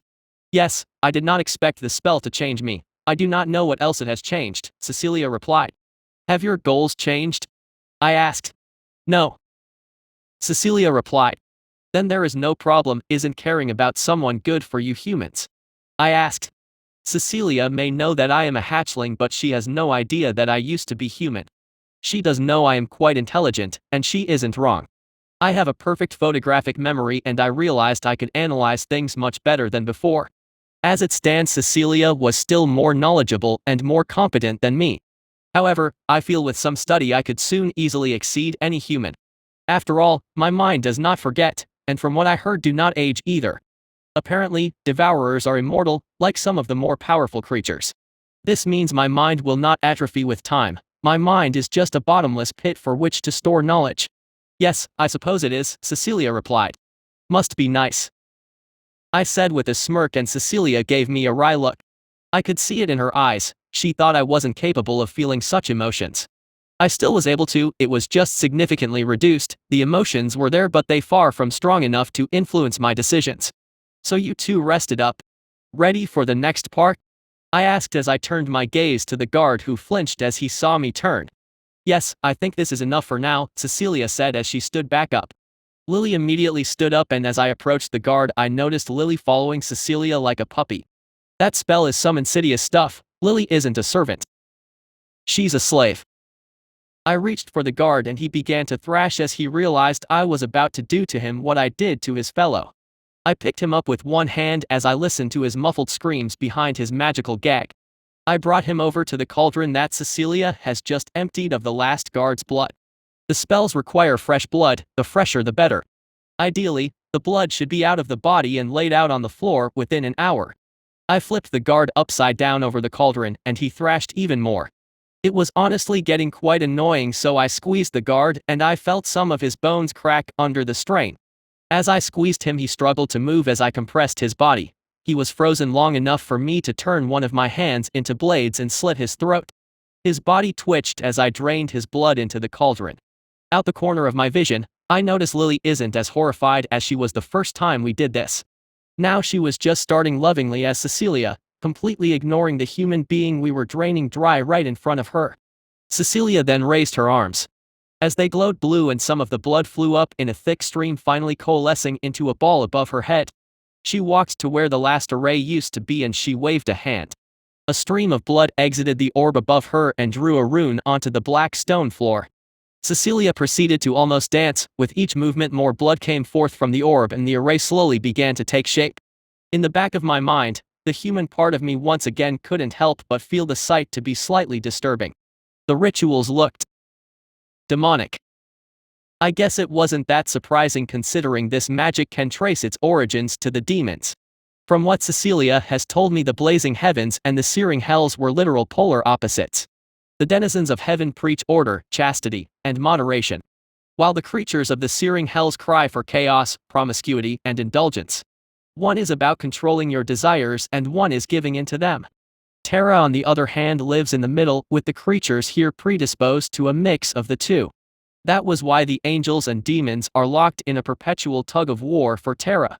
For if one side manages to fully shape Terra in their image, they would have a significant growth in power and territory. Finally, the array was done and I noticed there was this ominous-looking pentagram on the floor now. Is Cecilia sure this is the right array? This looks like some demon summoning shit. Sure enough, Cecilia magicked a book into her hand and began to examine the runes below her. It took her about half an hour, but she was eventually satisfied and shut the book. Is this the right one? I asked as I looked down at the array. Yes, this will allow me to sculpt her body to my ideal image, Cecilia said. Ideal image? I asked. Yes, a spell that allows you to manually change each aspect of an individual's appearance is too difficult to control. So this simply takes the ideal form that the caster has in mind and implants it over the base body, modifying it. That is the reason is why it is difficult to revert to the original form after the fact, as if the caster, in this case, myself, attempts to control it through a mental image. The image may be imperfect due to the limitations of my memory. This problem will be compounded if I cast this on myself, since a person rarely looks at their own reflection as much as they see visages of others. Thus, it is highly likely I will not revert to my original appearance correctly. Cecilia said. I see. I said with a nod. Now then, Lily. Come here. Cecilia said. Lily smiled as she obediently rushed over to Cecilia. Cecilia pulled her in for a kiss and Lily practically melted into her embrace. Cecilia then went behind her and hugged her. Will you do anything for me? Cecilia whispered into her ear. Anything. Lily replied as she turned her head and looked longingly at Cecilia. Cecilia grabbed Lily's left breast with one hand and began rubbing her inner thigh with her other hand. Lily let out a wet sigh as she shut her eyes, enjoying the feeling. Anything? Cecilia asked again before running her tongue along the side of Lily's neck. Anything. Lily replied again as she visibly shuddered from Cecilia's tongue. I will make you beautiful. Do you want that? Cecilia asked. Yes. Anything for you. Lily replied. I looked a little stunned at the sight of the two women. It was odd, honestly. I knew homosexuality was a thing, but I never really understood it. Then again, I did die extremely young, so perhaps I would have understood if I lived long enough. Although I suspect this is something else, Lily was giving off a lot of pheromones, but I noticed that Cecilia was giving off significantly less. I suspect this is just some sort of manipulation. She is probably just wanted to see if using sexual manipulation would be effective. Cecilia made Lily lie down spread-eagled in the middle of the pentagram, each limb and her head in a segment of that five-pointed star. I took one last look at Lily's original body. I am quite sure this is the last time I will be looking at her. She was an adult and actually a year older than Cecilia, who was 18. However, her body was almost childlike in comparison to Cecilia's voluptuous figure. In fact, she looked like a teenager with her adolescent face, small petite breasts, a skinny frame, and narrow hips. I was honestly quite curious what was Cecilia's ideal form for her. Then the spell began and the array began to glow an ominous red. Lily gasped as her limbs locked and her body convulsed. Her mouth opened in a silent scream as her body started to change. Her petite figure soon changed, her face becoming more beautiful, her hips widened, her legs began to stretch and her breasts enlarged. This wasn't a pleasant transformation. As her body changed, tears began appearing on her body as blood began leaking from the wounds. Then once that specific part of her stopped changing, the wounds resealed themselves. I could see her skeleton changing as her bones shifted and her organs began to move to accommodate her new body. This spell lasted a lot shorter than the last one, only lasting about 5 minutes. By the end of it, Lily was almost unrecognizable. The only thing that remained was the blonde color of her hair and her green eyes. Her face looked kind of similar, but I could tell her facial structure was now a lot nicer than it was previously. Lily wasn't ugly before, in fact, she was quite pretty, but now she was drop-dead gorgeous. Her body was also completely unrecognizable. As Cecilia helped her to her feet, I beheld the changes in all its feminine glory. She now had an extremely shapely figure, much like Cecilia. In fact, their bodies looked extremely similar: large breasts, narrow waist, curvy wide hips, and long legs. Idly in the back of my mind, I wondered if this is some thinly veiled narcissism. The similarities were definitely there between them. If they had similar faces, they would pass for sisters now. Is this perhaps Cecilia's way of saying that she saw her body as the ideal of feminine beauty? Is this what humans find beautiful? I asked, feigning ignorance.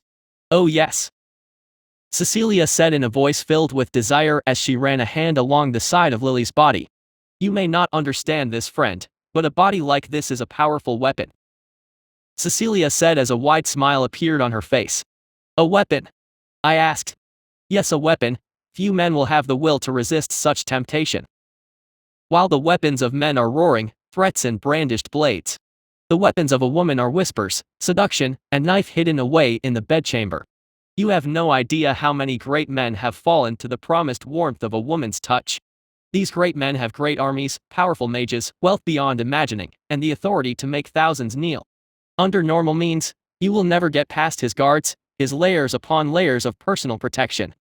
However, with a beautiful woman, these great men will invite her in willingly. She will walk right past his warriors, mages, and fortifications right into his bedchamber, where he is alone and vulnerable. That great man will think of nothing but stabbing her with his rod, but he won't be the only one doing the stabbing that night. Even if the woman does not kill him, there are other ways to snare him. If the woman is sufficiently beautiful and skilled in the art of love, she can give him things only she can give. The fool will lose himself to that sweet rapture that only she can provide. Cecilia said as she turned to me and gave me a wicked smile. The once great king will be a slave to that passion. The once great king will be nothing but a puppet on strings. Chapter 19, Worthy Prey. I sped through the woods, heading for the mountains. Now that Lily was obedient and changed, they could move on to the next phase of our plan. The plan was rather simple. Cecilia would not be accepted as a ruler if she just killed her father. Regicide would just get her a trip to the noose. So she needed to instigate a rebellion, but of course, your average citizen mob may not be enough to overthrow the king. Cecilia needed a trump card, something that can smash through any resistance. That's where I come in. So, Cecilia's whole plan leveraged on me. If she could pass me off as this wise ancient creature, then she might be able to use me as a path to stabilizing her own power. This is because at some point I will have to show myself. As long as I don't come across as too powerful, it won't arouse too much suspicion of me being a devourer. The devourers now only live in myth and legend, so no one will really suspect it unless I change my body in front of them. The overall idea is for me to serve as this guardian beast of a Verlin. You know, the kind that is reasonable. After her power is secured, then comes another problem. We need to find a way to make sure the people here are willing to oppose heaven. This is a much more difficult task, as most of the population worships the angels. However, most humans just worship what is sufficiently powerful, and if I am sufficiently powerful, who says I can't make my own cult? The only problem is, again, how do I get the cult going before heaven comes and chops my head off? But I suspect the syndicate is just itching for an official nation to back them. If an organization can be so influential just from hiding underground, imagine what they could do with the backing of a nation. So for the heaven problem, the syndicate might be able to do something about that. This, of course, is all conjecture. First things first, we need to get Cecilia in power. The last thing I want is for the king to get desperate to eliminate me and he starts spreading news of my existence. Who knows, the angels might just get curious and come down to investigate. Best to keep news of my existence localized and contained until I have someone like Cecilia to give a nice official story for the rest of the world to hear. So with that plan in mind, I am now headed to the mountains near Verlin. Cecilia told me there were many powerful monsters there. Things like phoenixes, wyverns, and mountain trolls. All of which will be very useful and should give me the traits I need to complete my disguise. Cecilia will be training Lily on how to use her newfound beauty to her advantage. Cecilia told me it'll take about a week for her to give Lily the basic rundown, so since I have nothing better to do in the meantime, I asked Cecilia to give me the location to some powerful monsters. Sure enough, true to her word, she showed me where to find some much more delectable prey. It took me about half a day to get this far, and now I'm nearing the base of the mountain.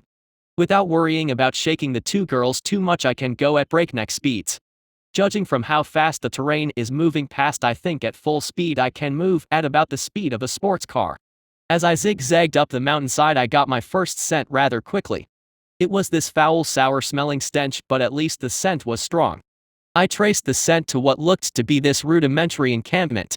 I could see a few poorly constructed shacks there with humanoid figures lumbering around. The figures were rather tall, at around 4 meters tall. I was taller than them at full height, but they looked a lot broader. I have a feeling they would beat me in a contest of strength. There was this bonfire in the middle of the camp, and I saw some of those humanoids roasting meat on the fire.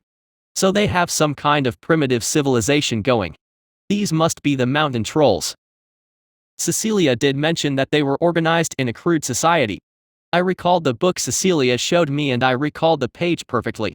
Mountain trolls, common combat strategies involve pyromancers and rogues.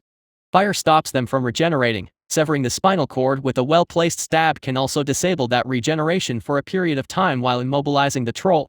The only sure way to ensure one is dead is decapitation. Regeneration can also be weakened with drugs or venoms that slow the heart rate. Destruction of the heart is also a possibility, but due to the extremely hard bones of the troll, it is difficult to achieve. The brain controls the regeneration and the heart fuels it. Remove one of them and the body dies. Even then, the book does not recommend engaging multiple trolls simultaneously. The strategy for multiple trolls is to have multiple teams split up the trolls into individuals and take them out one by one. If they start defending each other to allow their allies to regenerate, then the fight will get a lot harder. There are a few interesting points there. I should definitely consider decapitation or just stabbing it in the heart. From what I recall from the anatomical diagram of a troll, their heart is in roughly the same position as a human heart. They just have more ribs, and from the looks of it, the bones in their limbs are thicker as well. Most likely an evolutionary trait that allows them to be more durable in close quarters combat. I don't really have any fire to use, and neither do I have any venom. At least not yet. If I kill enough of something, I start to obtain a unique cocktail of diseases and toxins that are uniquely tailored to killing that specific species. From what I can tell, they are all around silver to gold rank adventurers in strength. Maybe even mithril. There aren't that many of them though, about 15 of them are here from what I can see. Then I spotted a pair of trolls leave the camp, weapons in hand. Behind them followed a smaller troll, probably a child. I think they are going hunting. Well, I think the best strategy here would be to pick them off, and then sneak into the camp when they are asleep and kill them off one by one. So with that plan in my head, I began shadowing the hunting party. Once they were a decent distance away from the camp, I waiting for the right terrain to fight. I needed something like an arena, with walls around them to prevent escape and enough open space to utilize my superior agility. Judging by their bodies, I don't think they are that fast. Their legs are short and they have large arms. Their weapons, blunt wood maces with sharp black obsidian-like stone embedded at the missus' head. Weapons that favor brute strength, not speed and precision. One of them is clearly stronger than the other. It had a nicer mace and it wore a mantle made of some kind of animal skin. It also had this headdress made of what looks like a wyvern skull. My best guess is this one is both stronger and more skilled. From what I could tell, this one looks to be stronger than gold rank, but if it's just a high gold rank or it has crossed into mithril, I'm not sure. I should try to take him out first with my first strike. The strike from stealth is always the most deadly. If I manage to behead that one at the start of the fight, the other should be easy. Finally, they arrived at this area of the mountains that fit the bill. An open area with two openings at the opposite ends. There were steep cliffs on sides of the clearing. It looked too steep for them to fight on. But not for me. I have no issues with fighting on steep surfaces, or even inverted surfaces for that matter. I waited for them to reach the middle of the open area and approached while invisible, creeping up on the stronger one. When I was finally on top of it, I raised a hand prepared to cut its head off. As I swung my blade, I saw the troll flinch and it ducked. My slash missed and instead slashed it across the back of the head. The troll immediately whirled and delivered a hard hit to my side with its mace. I was thrown back, but I easily landed back on my feet. That was the first real hit I've ever taken. The other attacks I suffered were all weak, which did barely any damage. I actually felt this one. However, it was just a dull throbbing ache in my side.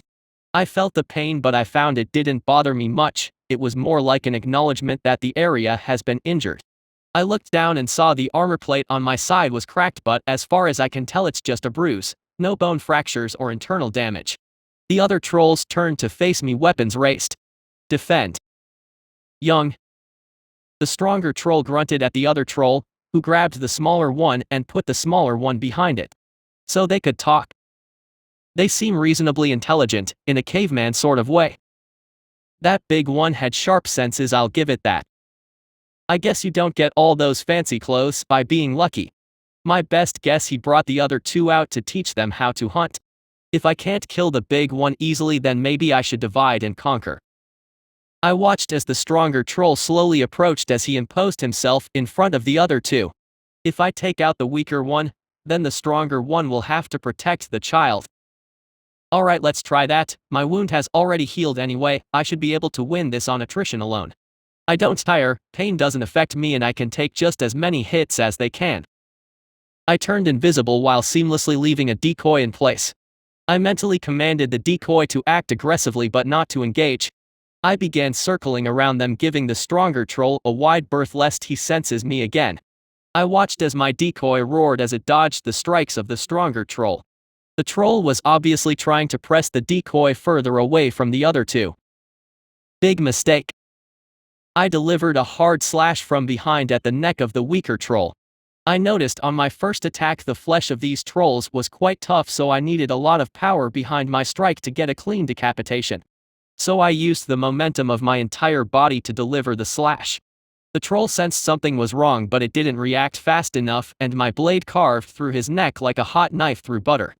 The stronger troll at the same moment smashed its mace into the decoy as it shattered into motes of light. The child let out a scream of terror as the lifeless body of the weaker troll slumped onto the ground.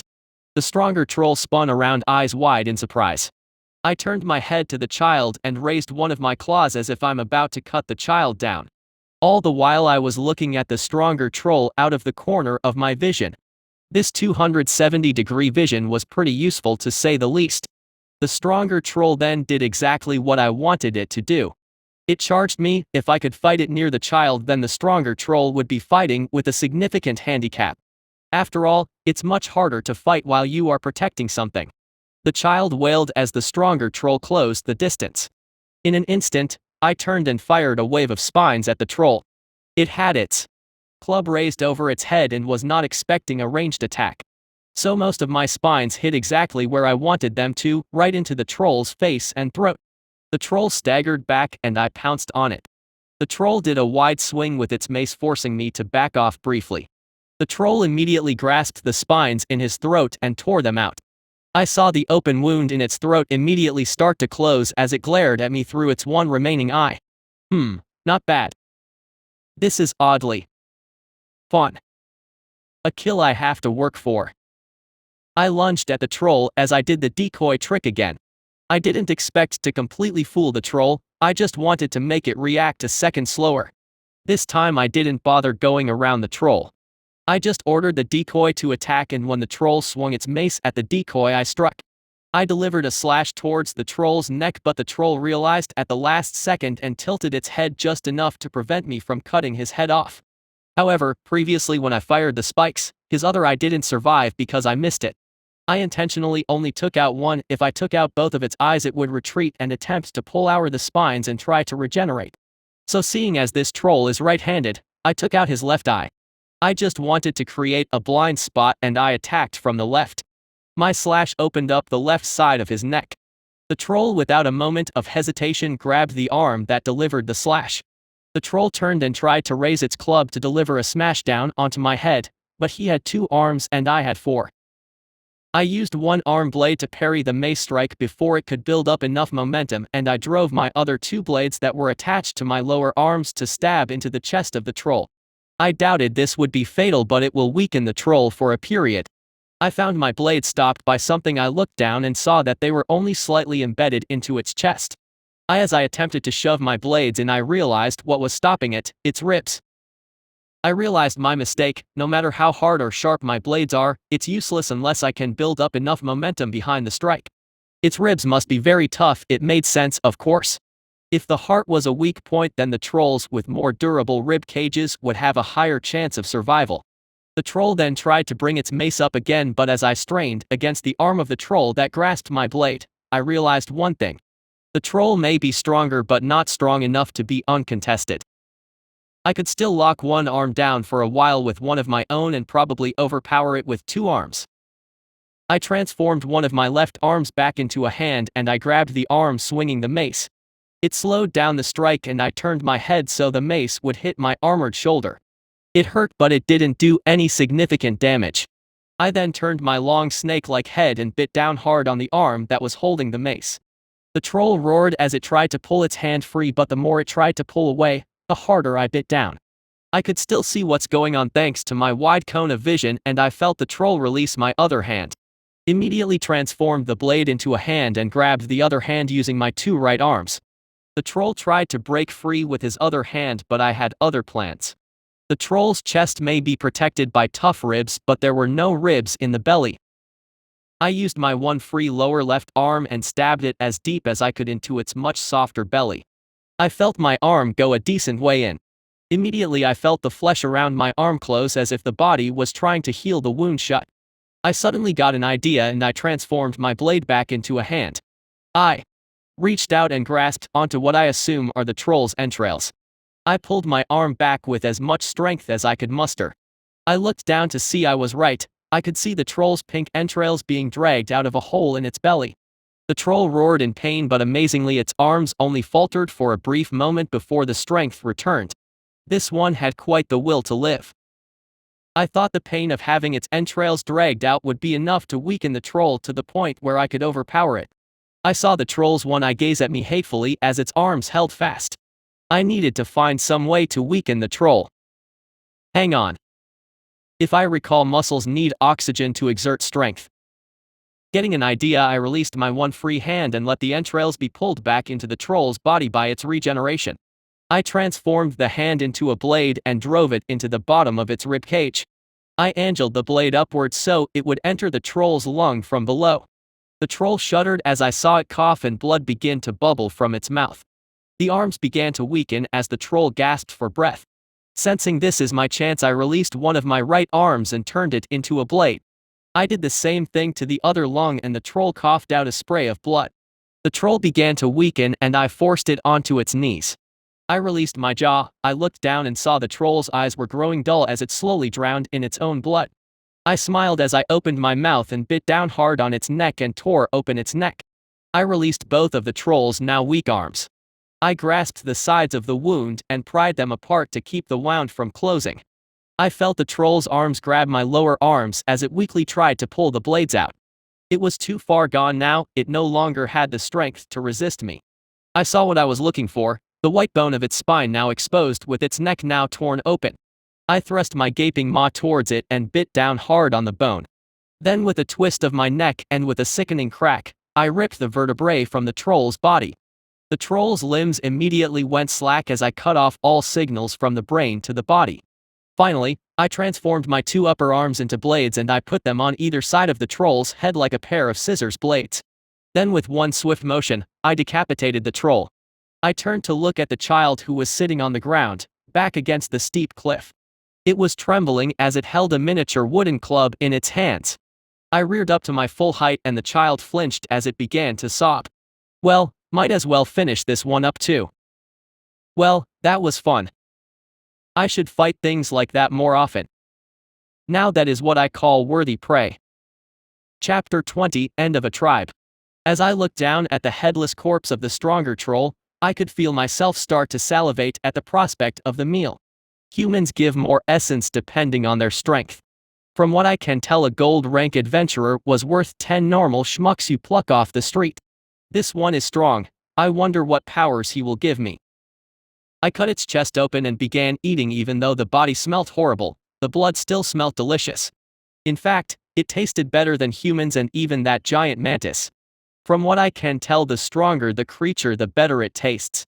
Interestingly, your average run-off-the-mill humans are becoming more tasteless the more I grow. I guess my tastes will change as I grow. I suppose it's a way for my body to tell me what to eat. Maybe it's my body's way of telling me to avoid junk food. As I bit down on the heart of the troll after breaking its ribcage with some difficulty, I savored the sweet sanguine fruit. I immediately felt my body change as soon as I swallowed it. The heart was big, about twice the size of a human heart, which was great. The human hearts were getting a little too small for my liking. Troglodytum minoris essence assimilated. Achieved Troglodytum minoris genome level 1/10. Troll regeneration acquired. Troll bone strength acquired. Troll muscle density acquired. Augmenting. Troll regeneration has improved regeneration effectiveness. Greater regeneration acquired. Troll regeneration has slightly improved armor regeneration effectiveness. Troll bone strength has improved bone material strength. Troll bone strength has improved chitinous bone blades material strength. Troll bone strength has improved bone spines material strength. Greater bone spines acquired. Troll bone strength has improved greater keratin plating material strength. Calci-Kera plating acquired. Troll muscle density has improved muscle strength. Well, that was useful. I look down and see that my armor plating has taken on a less reflective sheen. When I ate the other two, I ended up with more of the same and ended up at level 2 of the troll genome. I was still wondering what my next core evolution would give me. Each time I get it, I get some major improvement. The last one was metabolic boost, which made me move much faster than before, as well as greatly improving my physical strength.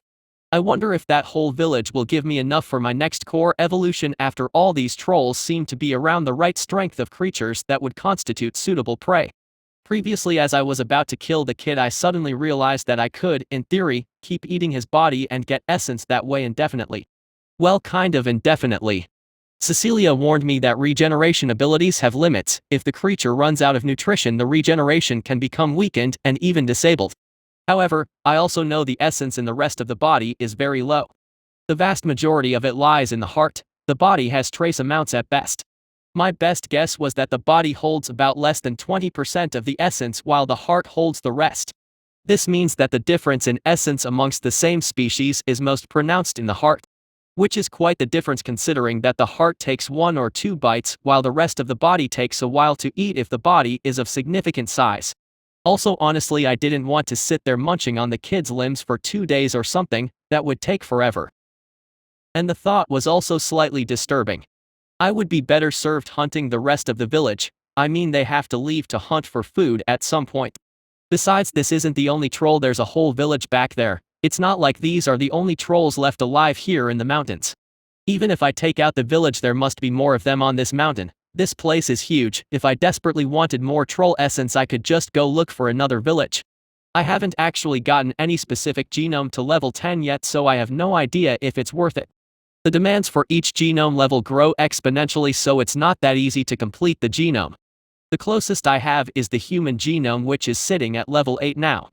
I think I need a steady diet of gold rank and above adventurers to make level 9 and 10 happen. Once I finished up my meal, I re-engaged my invisibility and headed back to the village.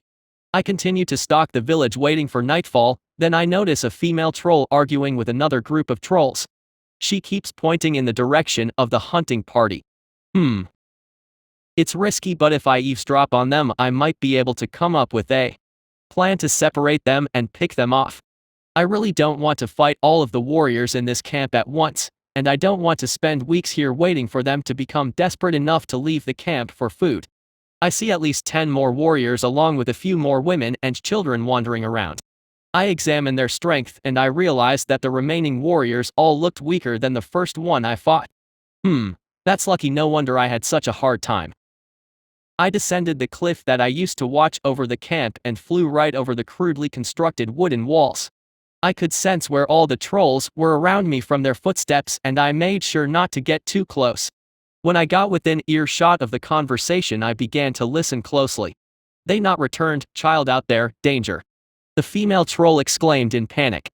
"Head warrior with them, they safe, head warrior good at killing. If head warrior die, son dead. If head warrior find danger, he hide, keep son safe." The other warrior replied impatiently. "No, you go find trail, see if safe," the female demanded. "Grrr.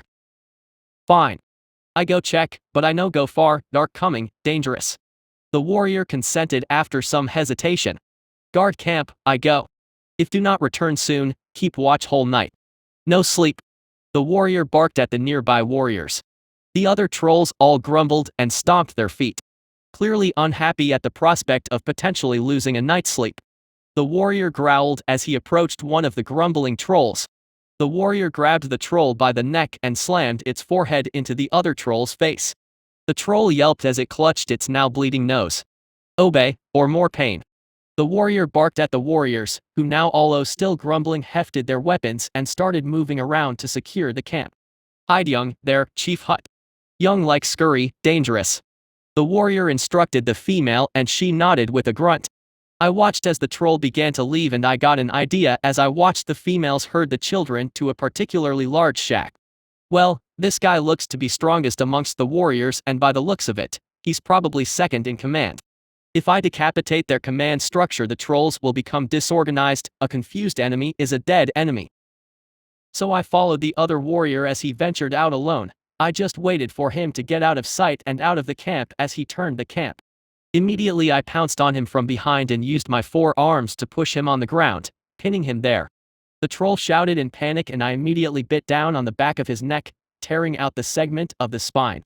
His body immediately stilled as I raised a blade and hacked his head off. I could hear shouts of alarm from the camp, as the troll's shout must have been overheard.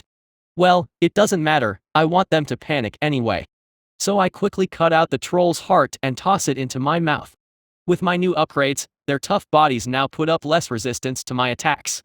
I disappeared into invisibility as soon as I finished my quick meal, found a perch high above and waited. Sure enough, a group of 3 warriors rounded the corner and froze at the sight of the mutilated body. The trolls began gibbering in fear as they looked around the surrounding cliffs as if expecting something to pounce down from above. They eventually lost their nerve and began running back to the camp. I timed my next attack well. The 3 ran back in a disorganized fashion, with 2 of them running ahead of the third. When the 2 turned the corner, I pounced on the last one and I tried to hack its head off in one swing. This one realized there was an attack, but with my now improved strength, I cut through its neck easily as its head rolled onto the floor. I intentionally used my tail to knock the head out around the corner and re-engage my invisibility as I went around the corner to see how the trolls would react. The trolls turned when they realized that their fellow was gone, and when they saw the decapitated head they panicked. They turned running back to the camp in terror. With that, I turned back around and began eating my new meal. From the meal I reached the troll genome level 3, if I recall I will get the pathogen for troll soon. If I can acquire that, the trolls are finished. I can just incapacitate the lot of them with a few well-placed spines. The only question was, how do I get them to separate? I probably won't win an all-out brawl, there are still around a dozen warriors, and who knows if the females knew how to fight. Then I got a flash of inspiration. I remembered there was once a young mother in a slum I lived in for a while. She had a young daughter about 5 or 6 years old. A group of thugs had coerced her into giving them sexual favors by threatening her young daughter, saying something along the lines of what they couldn't get from her they will get from her daughter, or something like that. If I could grab some of the kids, would it be enough to bait the trolls to separate?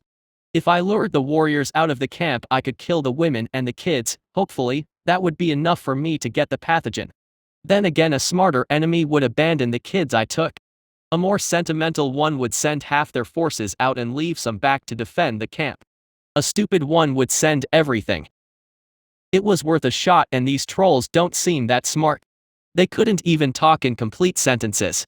The worst case scenario is I end up with some snacks and I have to come up with a different plan. So I re-engaged my invisibility and headed back to the camp. By now the camp was in a panic. As far as they know, there is some unknown monster that can kill them quite easily. And that monster was now very close to camp. All the adult trolls were now standing in the middle of the camp discussing and arguing in a panic. These trolls really were stupid. They didn't even leave anyone to keep watch. I could have just charged in here if I was strong enough to take them all. What the hell is the point of defensive fortifications if you don't defend them? What were the walls just there to stop the kids from wandering off? I could see there was now an older troll wearing a large headdress standing in the center arguing with the other trolls. This one looked to be strong in his prime, but now his mortality was catching up to him. He's weaker than the head warrior. I guess the trolls needed a leader. Someone had to give these idiots direction. No sign of the kids, but I think they were in the big shack as mentioned by the troll earlier. So I headed to the rear of the shack and I heard a female troll speaking to the children on the other side of that wall. Well, time to see if this works. I ready myself and transform 2 of my arms into blades. I retreat a bit and then charge right into the shack, smashing right through the poorly constructed wooden wall. The moment I entered, I slash at the female troll, sending her head rolling onto the floor.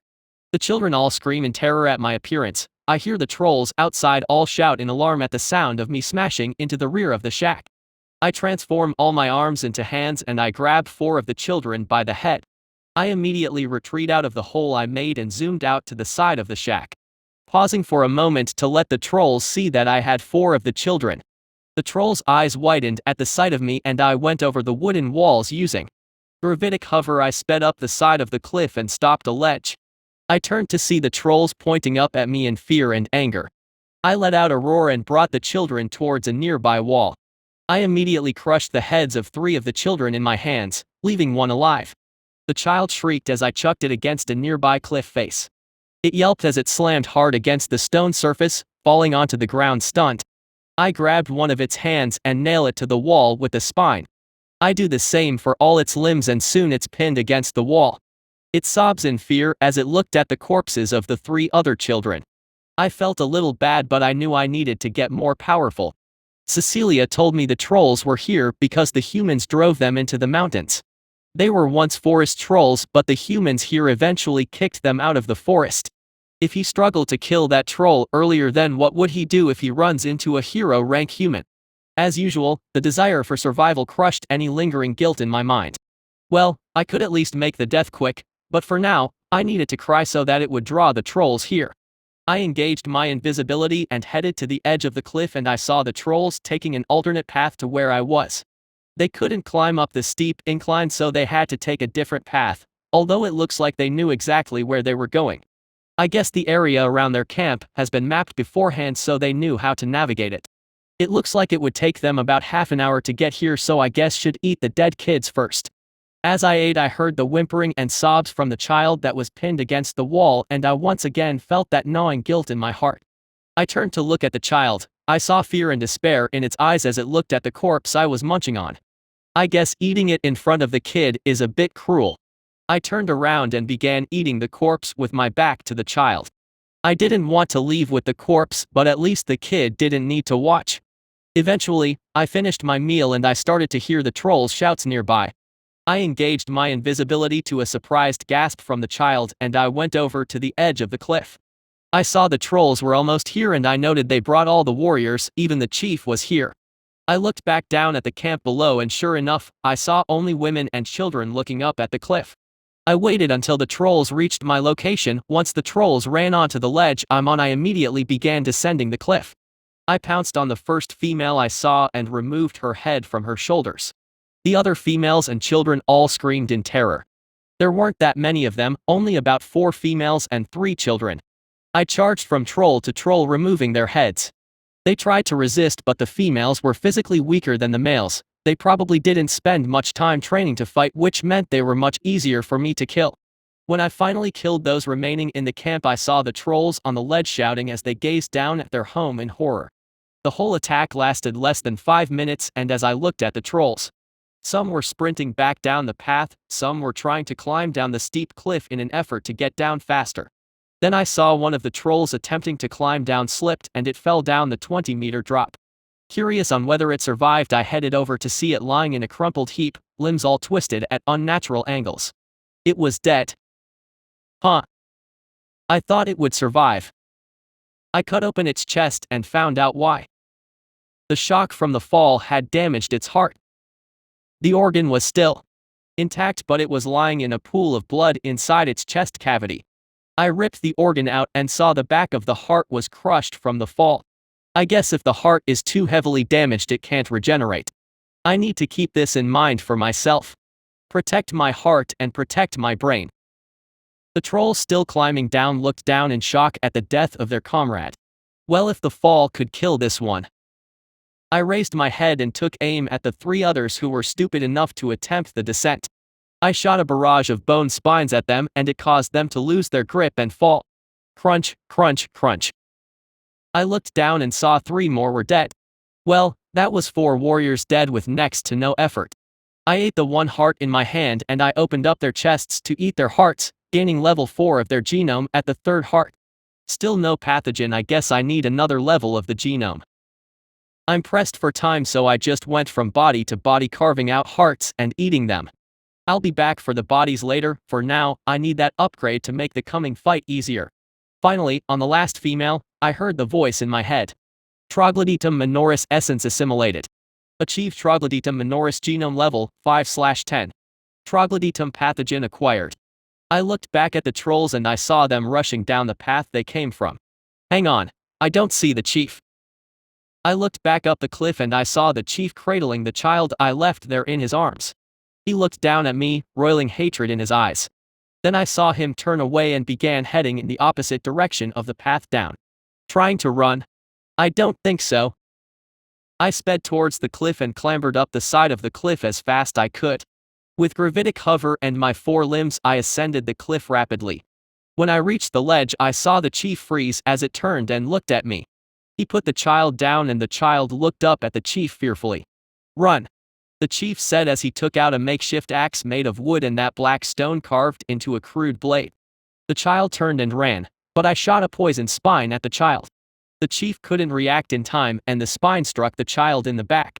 The child yelped but kept running with the spine in its back. The chief growled as it raised its axe and charged me. Going to buy time with your sacrifice?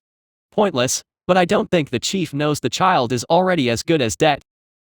I fired off a barrage of spines at the chief. He raised an arm to block the spines and he raised his axe to cut me down. I turned invisible and left a decoy behind as I retreated back a few meters. The chief's axe slammed into my unresisting decoy and it shattered into motes of light. I rematerialized and the chief looked up at me in confusion. Then he coughed and black blood dribbled from his lips. He fell to his knees and used his axe as support. He looked at the arm that was covered in my spines and saw the flesh that was turning black. Black veins were radiating from the wounds as his flesh started to necrose. Poison, the chief said as more black blood dribbled down his chin. Not exactly, but close enough, I replied sarcastically. The chief looked behind him and saw the child already convulsing on the ground, the cocktail of diseases in my bone spine already ravaging its body. The trolls were finished. With the troll pathogen at my disposal, they are no threat to me. Their entire combat strategy relies on them taking damage and dealing damage in return. Trade hits because they can recover from the damage. But they can't recover from my attacks anymore. One scratch from my bone spines now means death by a very lethal disease, and they don't even have shields. I can deal with the rest easily now. I looked down at the dying troll chieftain and I saw the raw hatred in its eyes as it slowly succumbed. The chief spat at my direction in a final show of defiance, but the black blood only splattered on the ground without reaching me. Good effort. But not good enough. Chapter 21, Spies and Theories. Nox calmly twirled the small dagger in her hand as she looked down the cliff face. Below she saw the target she has been tracking for the past week. She watched as the creature devoured the corpses of the trolls that once resided in this village. Nox felt no pity for the dead that lay below her. As far as she was concerned, these lives were just fuel for the growth of a creature that was far beyond them in importance and power. Nox's mistress, Lady Nemesis, has given her a simple mission: keep tabs on the firstborn and ensure its safety.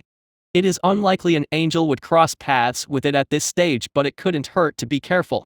The creature was now at the adolescent stage of its development. After that came the adult phase. There were a few more phases after that, but the syndicate needed the firstborn to at least reach the second, last phase of its development, the tyrant phase. Once the firstborn had reached that phase of its development, they could move on to the next phase of their plan. Nox quietly marveled at the creature below her. The creature didn't know she was here, obviously. Her stealth abilities made sure of that. It was quite a beautiful creature with its pure white body. The body was exotic as well. Nox was starting to understand why the Devourers were called the progenitors of all life. She could see the beginnings of all the world's species in one body. The tail was reptilian, the torso and upper arms humanoid, the lower arms looked avian, its mouth was mammalian, while its skin and armor looked insectoid. The lack of eyes as well was fascinating. Bestiarians have theorized that eyes were an evolutionary crutch to create a cheap organ that allows visual perception. Eyes were after all vulnerable and could only see in certain spectrums. There were some species that still kept that domed head trait. The Bestiarians called it sensor domes, and they only existed when visual senses were of the utmost priority to the survival of the species. These were rare, few and far between. That domed head has been theorized to be the most effective form of visual sensory organ. Those creatures also sacrificed much to maintain that trait. They were often just prey that relied on that organ to escape predators. To have an apex predator possess a sensor dome, few things could hide from it. This was why Nox and her partner were staying at such a far distance from the creature. If they got too close, the beast might be able to detect them, and their orders were clear: observe but do not interfere unless the safety of the creature is put at risk. Lady Nemesis does not want to show her hand just yet. Secrecy, plots and schemes were after all the specialities of the syndicate. It's quite beautiful, isn't it? Nox asked as she turned to look at her partner Discordia. Yes, every movement is elegant, efficient. A body type like that should be difficult to control. It must have a powerful brain to be able to control a body like that as easily as it does. The snake-like tail, the forearms, its targeting with its spines, its healing ability and its ability to transform. A lesser creature will have its brain overloaded from the burden. Discordia replied from under her smiling mask. All creatures are lesser to the firstborn, old friend. We have given up our gifts to reproduce more efficiently. The firstborn understand that there is no need for a collective when one can stand above all. Consume, adapt and overcome. Seek perfection of the one, and the rest will eventually become chaff before the wind. All the other species chose the easy way out, gambling on their offspring for continued existence. Kicking the ball down the street for someone else to deal with. Nox replied. One day we will all be prey, Terra, heaven and hell. All prey before the great predator. The heavens have forgotten the age of the firstborn. When they groveled at the feet of tyrants so great that they viewed the angels' existence as nothing more than an interesting distraction. Not even worth eating. Discordia said. If the great tyrants of old did not grow weary of life and choose to give up their power for reproductive abilities, Terra would still be the dominant power among the three worlds. The Seraphim and Demonia, upstarts who ended the age of the firstborn. But the shadows of the firstborn still cast long shadows across history. They have forgotten that they are not the true masters of Terra. Nox whispered as she watched the firstborn leave after completing his meal. Nox turned to Discordia as they both stood up preparing to follow the firstborn. Nox whispered some final words before they began to move. Someday this firstborn will remind them of the truth they have forgotten. They are not the rightful rulers of Terra. They are but lambs in wolf's clothing. Beatrice sighed as she woke up and rubbed her eyes. As she sat up, she felt the soreness in her back. She looked down and saw she had fallen asleep on her work desk. Again. She winced as she rubbed her neck and tried to stretch the stiffness out. Her mother told her to stop doing that, it was going to ruin her back and neck. Still, these were desperate times with that monster on the loose and the death toll at almost 100 people. Things were getting quite bad. Lord Averlin would soon have no choice but to open the roads or risk economic collapse. Averlin is the commercial hub of this region of the world. The most direct land-based trade routes either go through Averlin itself or the town of Crosstown. Named after the fact that it served as a crossroads for Marina's and Arun's trade routes to Averlin. Not the most imaginative name, but there is the village that takes the crown of unimaginative names. It's called Jerry Stead. Named after its founder, Jerry. Any trade over a significant distance from east to west or vice versa has to go through Averlin. The other city-states only had faster routes to their direct neighbors, even then some merchants still prefer to go through Averlin thanks to its safer roads.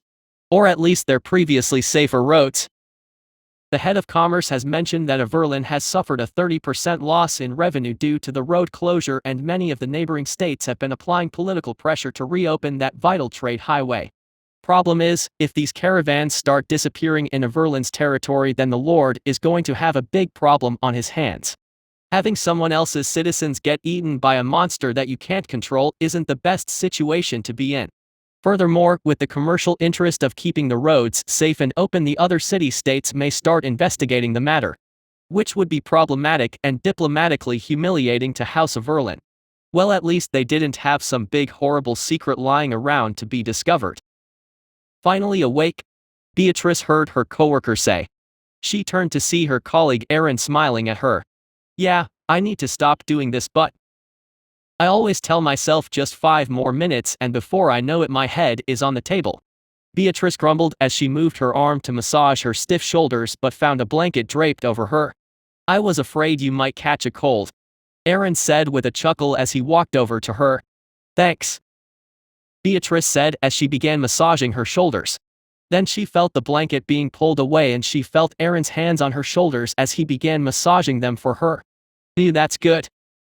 Thanks, Beatrice said as she sat up a little straighter to give Aaron an easier angle.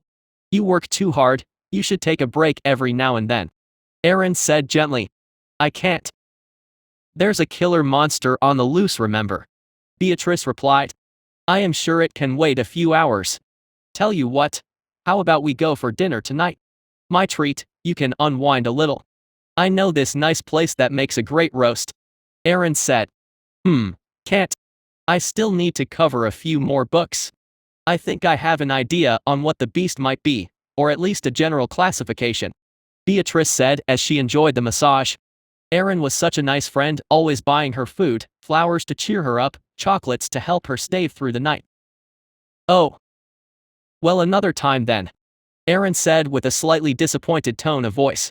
You know why, Aaron? That beast has killed almost 100 people. We owe it to their families to find out what it is so the adventurers can kill it, Beatrice said as she turned around, sensing Aaron's tone of voice. Aaron closed his eyes as he let out a small smile. I know, Aaron said as he pushed Beatrice's head forward. Don't look back, you might pull something. Another time then, Aaron said as he continued his massage. So what have you found out? Aaron asked. I found something interesting about the spine. I found a similar type of spine, Beatrice said. Immediately Aaron's hand stopped. Really? We missed something? Aaron asked as he walked next to her. No, we didn't miss anything, we didn't look in the right place, Beatrice said as she looked down at the book sitting in front of her. Aaron peered down at the book as his eyes widened at the diagram on the page. He lifted the book up and read its cover. A Catalog of Ancient Creatures by Aaron Toth Jebediah. I'm not familiar with this author, Aaron said. You shouldn't be, none of the information here is useful anymore, all the species in here no longer exist. This is a book from the Age of Elysia, Beatrice replied. This book is from the Elysian Empire? And you were sleeping on it? You drooled on it? Aaron said in panic as reached over to wipe the page with Beatrice's saliva on it. But as he did so, the saliva just rolled off the page like it was waterproof. The book is charmed, that's how it survived for so long. The mages refreshed the charms when they got their hands on it. I got this from their archives. Beatrice giggled as Aaron started to wipe his hands on his pants. Okay. So what have you learned? Aaron said awkwardly as finished wiping his hands. I think this creature is a progenitor. Beatrice said. A progenitor? Aaron asked, clearly surprised. Yes, a progenitor. You know how the creatures are catalogued. The devourers, also known as the firstborn, came first, followed by the primordials, then the progenitors, the evolved, middle-aged. Beatrice said. Yes, I know. We graduated from the same academy. Aaron said, cutting her off before she started rattling on about academic knowledge.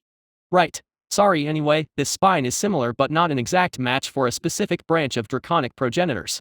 I suspect it is a successor to this known branch of progenitors. Beatrice explained. Are you sure? This is quite troubling information. Geological estimates put the progenitor age as existing 15 million years ago. The creatures that lived back then are nothing to sneeze at. They could probably give the angels a run for their money. Aaron said with a frown. Yes, but the power level we observed so far does not match the assumed strength of a progenitor. I suspect it is a species towards the end of the period where the Great Concession occurred, when most of the species sacrificed their power for reproductive capabilities. Beatrice explained. So you think it's a species that lived in that transition period? It would make sense considering the whole aging thing came into play during the evolved stage of creatures, where they sacrificed their immortality so they could breed more rapidly.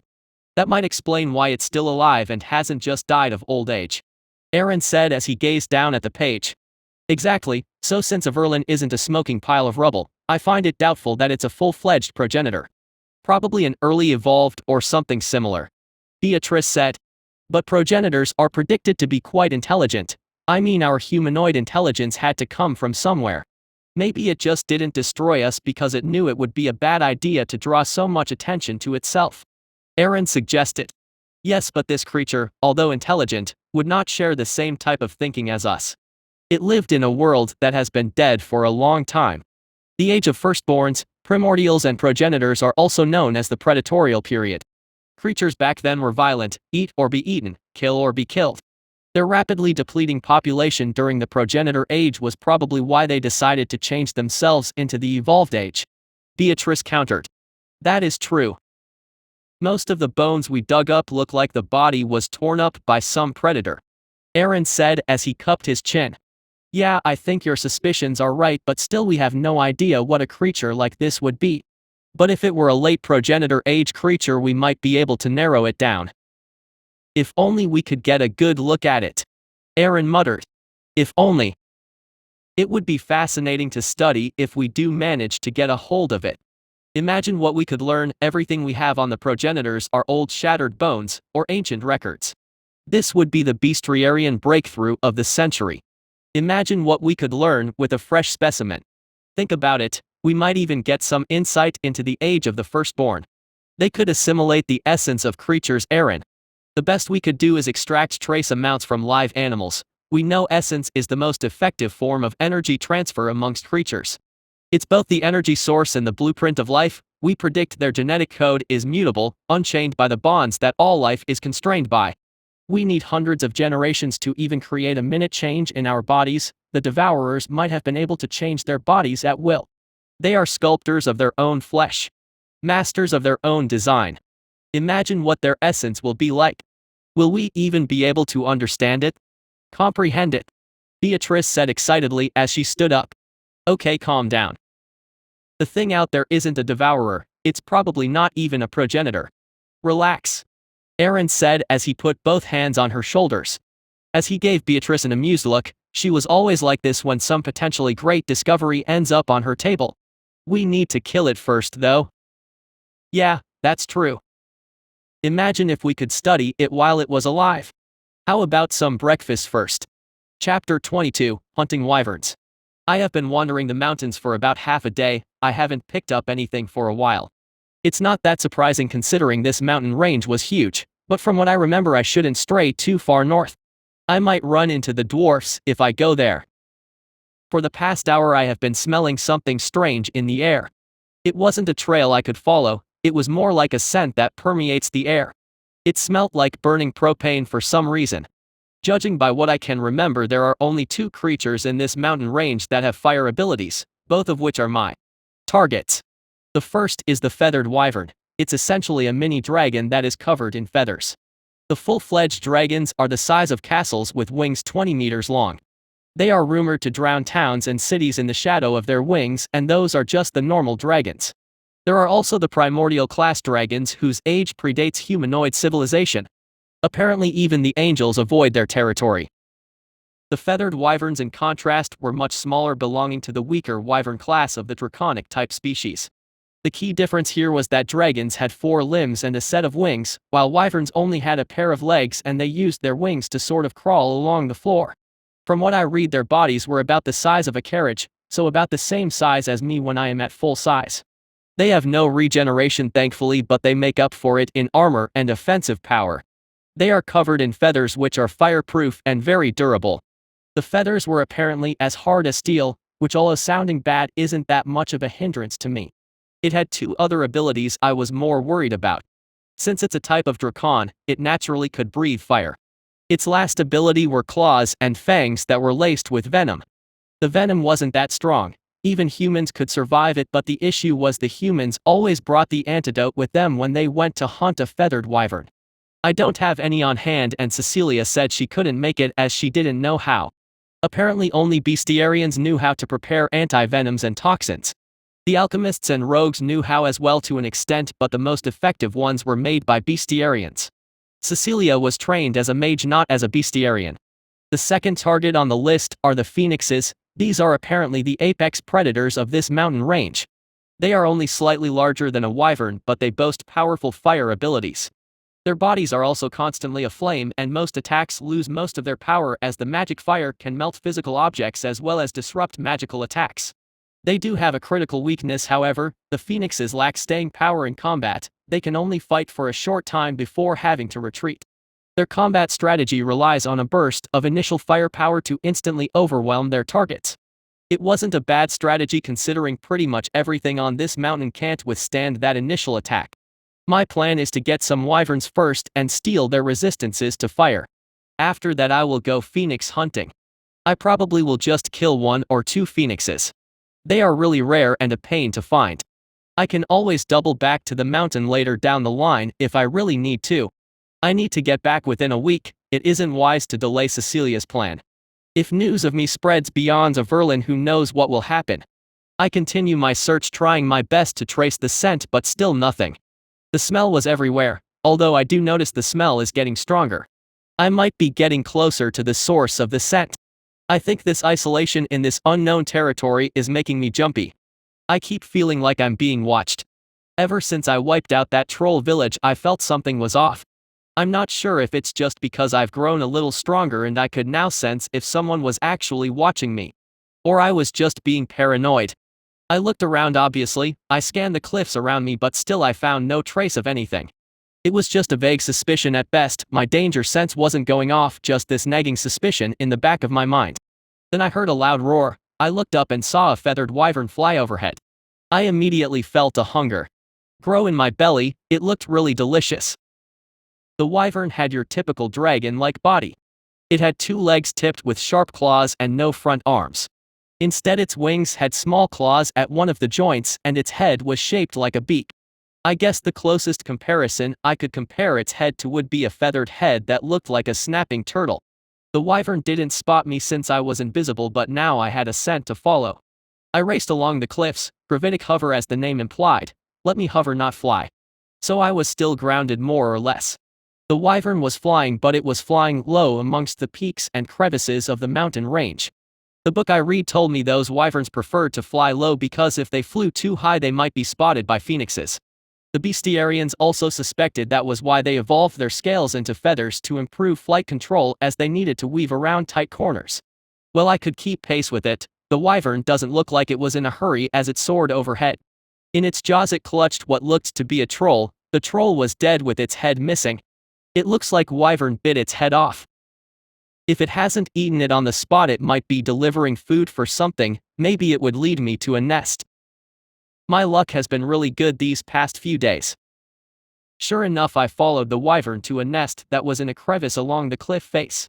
It would be impossible for most creatures to get here, seeing at the cliff was at an almost vertical incline. For me, however, I could scale the surface easily. I observed the nest while making sure to keep a good distance to prevent detection. I saw there were 2 parents and about 4 hatchlings. I don't want to deal with all of them until I eat one of them at least. Judging by the size of their hearts and how much they were glowing, I can bet one of these would be enough to give me some of their abilities and strengths. I have an idea. I waited patiently for hours as I examined the nest. The hatchlings ate the corpse as the 2 parents groomed each other. They licked each other to smooth out any stray feathers. I could tell this experience was pleasurable for them, judging by how they arched their necks when licked. Well, eventually the hatchlings became restless sometime into the night. One of the parents licked the other one on the face in their version of a goodbye kiss before taking off into the night. I smiled as I saw this, and I immediately followed after the wyvern. The wyvern eventually led me to another troll village. I'll be back for them later. The wyvern swooped down and grabbed a stray troll that was walking around. The other trolls shouted and screamed as the wyvern flew over them, carrying their screaming fellow in its claws. It didn't immediately return to the nest, instead it dropped the troll on a high ledge. The troll scrambled to its feet as the wyvern landed behind it. The troll turned to look at the wyvern, eyes wide in terror. The troll had just enough time to scream when a jet of fire emerged from the wyvern's maw, torching the troll. It screamed as it thrashed, its body now aflame. The trolls were vulnerable to fire because whatever is regenerated is burned, so they ended up in constant pain and often just thrashed around in panic. The wyvern approached the troll, intent to finish it off, but this was my chance. I pounced down onto the wyvern. The wyvern flinched as it detected me, and it turned. Too late, however, I delivered a hard slash with all 4 blades to its wing. I'm not confident I can decapitate it, so I decided to take out its main form of mobility. My slash tore deep gashes in its wings, and the wyvern shrieked as the wing that it was using to support itself gave way from the wound. I was about to follow up the attack, but the wyvern spun its body and hit me in the chest with a tail slam. I was thrown back as I felt my armor crack, but as far as I can tell, I took only superficial damage. I was about the same size as the wyvern, that means my claws were quite large as well. With its wing was disabled, it just lost its escape route. Grounded wyvern, dead wyvern. The wyvern opened its maw and let out a jet of fire. But I had already retreated into invisibility while leaving a decoy behind. The fire engulfed the decoy and it shattered into motes of light. The wyvern reared back in surprise at the sight as it looked around warily. It looks like it was dropping its guard. I guess it has never fought anything that could use a decoy like this. The wyvern turned to look mournfully at its shredded wing, as if contemplating what to do next with such an injury. Well, with its guard down, I wasn't going to let this chance go to waste. I leapt at the wyvern, this time going for its now exposed throat. The wyvern sensed me again, but again it was too late. I delivered a hard slash at its throat, but the wyvern managed to pull away from the strike. The wound was deep but not fatal. I continued to press the attack, intending to carve deeper wounds into the wyvern's body. It couldn't regenerate, which means if I kept my attacks, it was only a matter of time before it succumbed to blood loss. Its wounds were already bleeding profusely, it wouldn't be long now. The wyvern then did something unexpected. It flapped its one remaining wing and lifted off just enough to use its powerful clawed legs to slash at me. I blocked the strike, but I felt one claw tear through my shoulder's armor and bite into the flesh underneath. I took this opportunity to trade a hit in as well. With its body reared up, it left its belly exposed. I slashed at its unprotected belly, creating another wide gash. The wyvern roared in pain as it landed and fired a jet of fire at me. I couldn't get out of the way this time, and I saw a jet of fire consume my body. I felt the heat and I could tell I was taking damage, but I had an ace up my sleeve. I molted off my flaming armor plates, purging the flaming status effect. Immediately I felt my armor plates start to regenerate, but I started to feel a little weak. It must be the poison. Warning: unknown venom inflicted. Categorizing unknown venom as alpha venom. Adapting. Solution obtained. Alpha venom resistance adapted. Immunity requires assimilation of genome. Oh. It seems my body can adapt to threats to a certain extent even without the essence of the target species. Then again, I knew this venom was relatively weak, it was meant to debilitate, not to kill. I felt the weakness subside. I still felt a little weaker, but the difference was minor now. That must be why the wyvern pulled off that move. It must have hoped to weaken me with its poison. A sound strategy if it wasn't fighting something like me. The wyvern started to panic as it realized its main two weapons were ineffective against me. It started backing away to the edge of the ledge. Well, I'm not going to let a prize like this get away from me. I pounced forward again, blades raised, and the wyvern shot another jet of fire at me. I knew I could handle the fire for a while. My body felt pain, but it didn't bother me. More importantly, when it was breathing its fire, it left its face exposed. I fired off a wave of spikes and managed to take out its eyes. The wyvern shrieked as it recoiled, its leg slipped and it fell off the ledge. I shed my burning plates and looked down to see the wyvern falling down the cliff. It tumbled down shrieking all the way before finally coming to a grinding halt. I followed it down as I started to feel the hunger in my belly grow into an ache. I guess my regeneration and that on-the-fly adaptation needed energy. But that wasn't a concern. My next meal is right in front of me. When I reached the wyvern, I saw it was whimpering on the ground. Its damaged wing was now broken, with bones sticking out of the snapped joint. It was also barely able to stand as it tried to drag its broken body forward. One of its legs was also dislocated from the fall, with its clawed foot dragging behind the wyvern as it crawled forward. Looks like this was as far as this one was going to go. End of line. I slithered up to it and jumped on its back. With half its limbs broken, it couldn't support my weight, and all it could do was shriek as it put up what feeble resistance it could muster. My blades were sharp and my arms were strong, but my teeth were sharper and my jaw was stronger. I transformed my claws into hands and pinned its body onto the ground. Then I opened my mouth and bit down hard on the back of its neck. I tasted the blood and I could feel my hunger roar up with a vengeance. I started to feel that same frenzy I had when I was tearing up that bandit camp. The sweet taste of that crimson nectar and my hunger was pushing me over the edge. I felt my vision go red as I tear a chunk of flesh from the neck to the mournful cries of the still living wyvern. I swallowed the flesh and found my hunger wasn't sated in the slightest. In fact, the desire for food roared even higher, and I began to hear one single thought resonate in my mind. Consume and devour. I looked down at the large red hole in the back of the wyvern's neck. I could see blood pouring from the wound, as that nectar flowed from the major arteries. The smell was intoxicating. Well, what was wrong with a little indulgence? Chapter 23, A Gift of Flight and Chains. As I bit down into the heart of the wyvern, immediately I heard the voice in my head sound off. Feathered wyvern essence assimilated. Achieved feathered wyvern genome level 1/5. Armored feathers acquired. Fire resistance acquired. Wyvern bone density acquired. Wyvern fire breath acquired. Feathered wyvern venom acquired. Augmenting. Armored feathers now being applied to exterior armor. Molt has been adjusted for armored feathers. Armor regeneration has been adjusted for armored feathers. Augmenting. Wyvern bone density has improved chitinous bone blades material strength. Core evolution achieved stage 4. Advanced mobility options now available. Scanning assimilated genomes. Flight type genomes detected. Mantis wings acquired. Feathered wyvern wings acquired. Augmenting. Greater feathered wings acquired. Gravitic hover can now offer additional mobility options during flight. When the voice ended, I felt my body change dramatically. I grew another half meter taller and I felt something change on my back. My growth was slowing, but that made sense considering how volume versus length works. As my height grows, the volume of my body grows exponentially, so unless I ate something really significant, it's unlikely that I would get a growth spurt. Still, a half-meter growth is quite a lot for a creature my size. As I focused on the new appendages on my back, I felt something click in my mind as I realized I now had wings. I found I could move them easily and I instinctively knew how to use them. I spread my wings and I saw it was covered with white feathers in the exact color tone as my body. I looked down at my body and saw it was now covered in a layer of white feathers. Hang on, this tone of color looked a lot like the angel's wings. Then again, they do say devourers were the first life forms. I guess their wings had to come from somewhere. My body also now felt much stronger.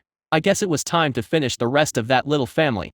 After that I could finish off the trolls as dessert, but first let me finish up that troll the wyvern was about to kill. I re-engaged my invisibility and I flexed my wings. With a single push of my wings I felt my body shoot into the air. I flew straight up, enjoying the feeling of flight. I dived and weaved, getting used to my new flight ability. It honestly surprised me how mobile I was in the air. I thought my body wouldn't be suited to flight considering how big I was. I now towered about 5.5 meters tall with wings 5 meters long. I was now a large, flying and invisible monster. Anyone who wants to kill me better bring a hero or an army. I looked down at the ledge where the wyvern had left the troll and I saw it struggling to climb down the ledge. It was looking fearfully around him as he descended. I bet he saw what I did to that wyvern. It did take a while for me to eat such a large body after all. I swooped down and I grabbed the troll while invisible. As I grabbed him my invisibility vanished, so I just flew up the ledge and dumped it there. Then I flew up a little higher and dived on top of the screaming troll.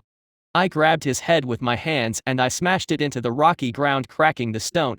Its head popped like a fruit from the force. His pulped brain now splattered across the dark stone. To think these trolls were a challenge a few days ago. Once I ate the troll I flew off from the ledge and began heading for the nest. I had a plan of attack. It was a little dramatic, but I think I could end the fight in a single attack if I pulled it off. With my newfound abilities I realized I could now generate a significantly increased amount of momentum behind each slash of my blades. When I spotted the nest I saw the wyvern's mate looking out at the night sky as if waiting for her partner to return. Well, something will be coming, just not its mate. I turned 2 of my claws into blades and I flew up before diving down towards the little crevice. I raised my blades and I saw the wyvern still, as if it sensed my approach. But it was too late. I slashed with my blades and I decapitated the wyvern. My body then slammed the wyvern into the back wall and I heard its bones crack from the impact. As I looked down at the headless wyvern I heard frantic chirping behind me. I saw the 4 hatchlings looking up at me fearfully. I felt a tinge of pity, but well, food was food. I fired a volley of spines skewering the 4 hatchlings. Well, that was that. I went around eating the corpses. As I thoroughly enjoyed the food around me, I felt I much preferred larger prey. It was just more enjoyable to eat more at once. Eating a human was like, chomp, that's it. I mean, it got the fuel in the tank, but it was pretty lame, all things considered. Well, that and that the weak now tasted more and more like soggy raw dough. I guess the humans were just not up to scratch anymore. Although I still will eat them, their genome made me smarter. That half-elf I ate gave me a little bit of the elf genome. I wonder what they will give me, or the dwarfs. Were there significant differences between the humanoids? From what I read, the different races existed peacefully, well, mostly peacefully. There were some frictions, but it rarely exploded into all-out war. As I finished eating, I saw that night had fallen. I got the 2nd level of the wyvern genome, not much change from the 1st level. I noticed that the biggest changes happened in intervals of 5 levels. So for a genome the most valuable levels would be 1, 5, 10 and 15, depending on the maximum genome level. I don't get why some are higher while some are lower in terms of level. But I noticed that the bigger monsters have less genome levels. Was this because there were fewer of them? No, that can't be that. That's way too gamey. It's not like there's this omnipotent being designing this world or something. Wait a minute. Yes, there was. Something had to reincarnate me, but then again that man in the suit just looked like an overworked white-collar bureaucrat. Well, I'm not going to find out the truth sitting around here and spinning theories in my head. Might as well get on with it. I still had a troll village down there waiting for me. With that thought in mind I spread my wings and flew down. So it grew wings? A woman asked as she gazed at the magic projection of her loyal servant Nox. Yes, Lady Nemesis. The Nox replied. Has it spotted you? Nemesis asked. No, my lady. It did conduct a search for us, but we remained undetected. I suspect it has an ability that allows a certain degree of awareness to our presence. Nox replied. Play it safe, keep me updated. Nemesis said calmly. Yes, my lady. Nox said as the transmission cut. Nemesis picked up the glass of wine on the table and took a sip. Then she heard the clanking of chains from behind her. In annoyance she grabbed a nearby chain that was hanging down from the ceiling and she pulled down hard. Nemesis heard a blood-curdling scream from behind her and she felt a smile appear on her face. Oh, how she liked to make them suffer. She looked behind her to see an angel chained to the wall behind her. Hooks were embedded in her wings and flesh, pulling on them painfully. Nemesis gave the chain another pull and watched as chains connected to the hooks snapped tight and began pulling. The angel screamed in agony as the hooks tore at her flesh. You feel that, Seraphim? Nemesis said as she pulled again, eliciting another scream that ended with a choked sob. The sob sounded garbled. That was because Nemesis had her tongue cut out. She needed a source of angel blood to sign off orders. Technically there were large vats of it in storage here in her base of operations.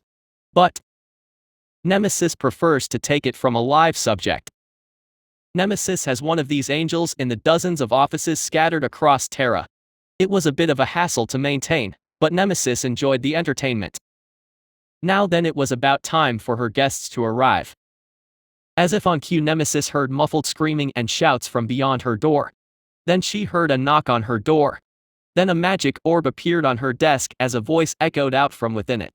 My lady, we have the guests you requested. A voice said. Bring them in. Nemesis replied calmly.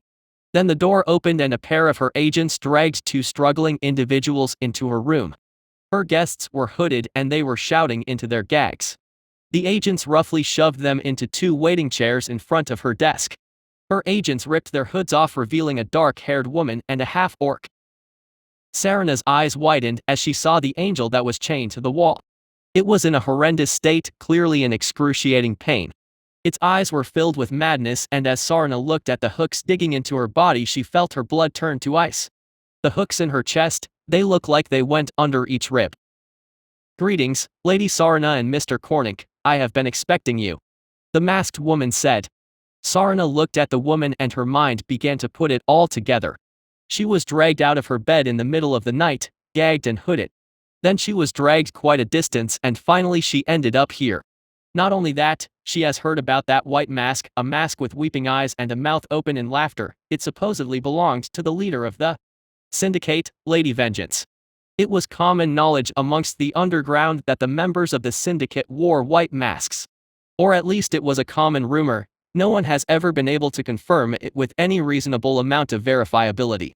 As Sarana looked on stunned at the chained and tortured angel, she realized that the Syndicate lived up to its other name. The Seraphim Slayers.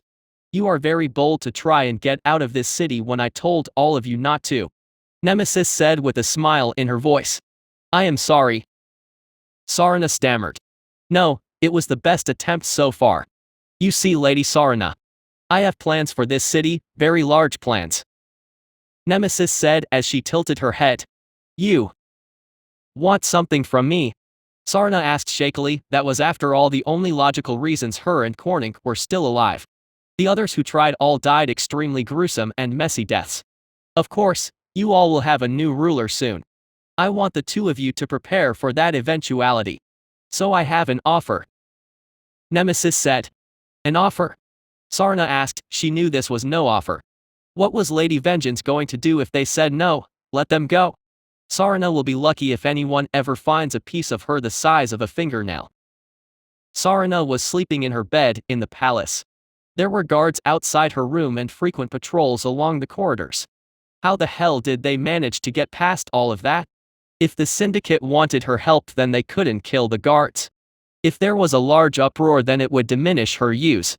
Whispers and rumors will start to circulate. She already didn't have the best reputation in the court.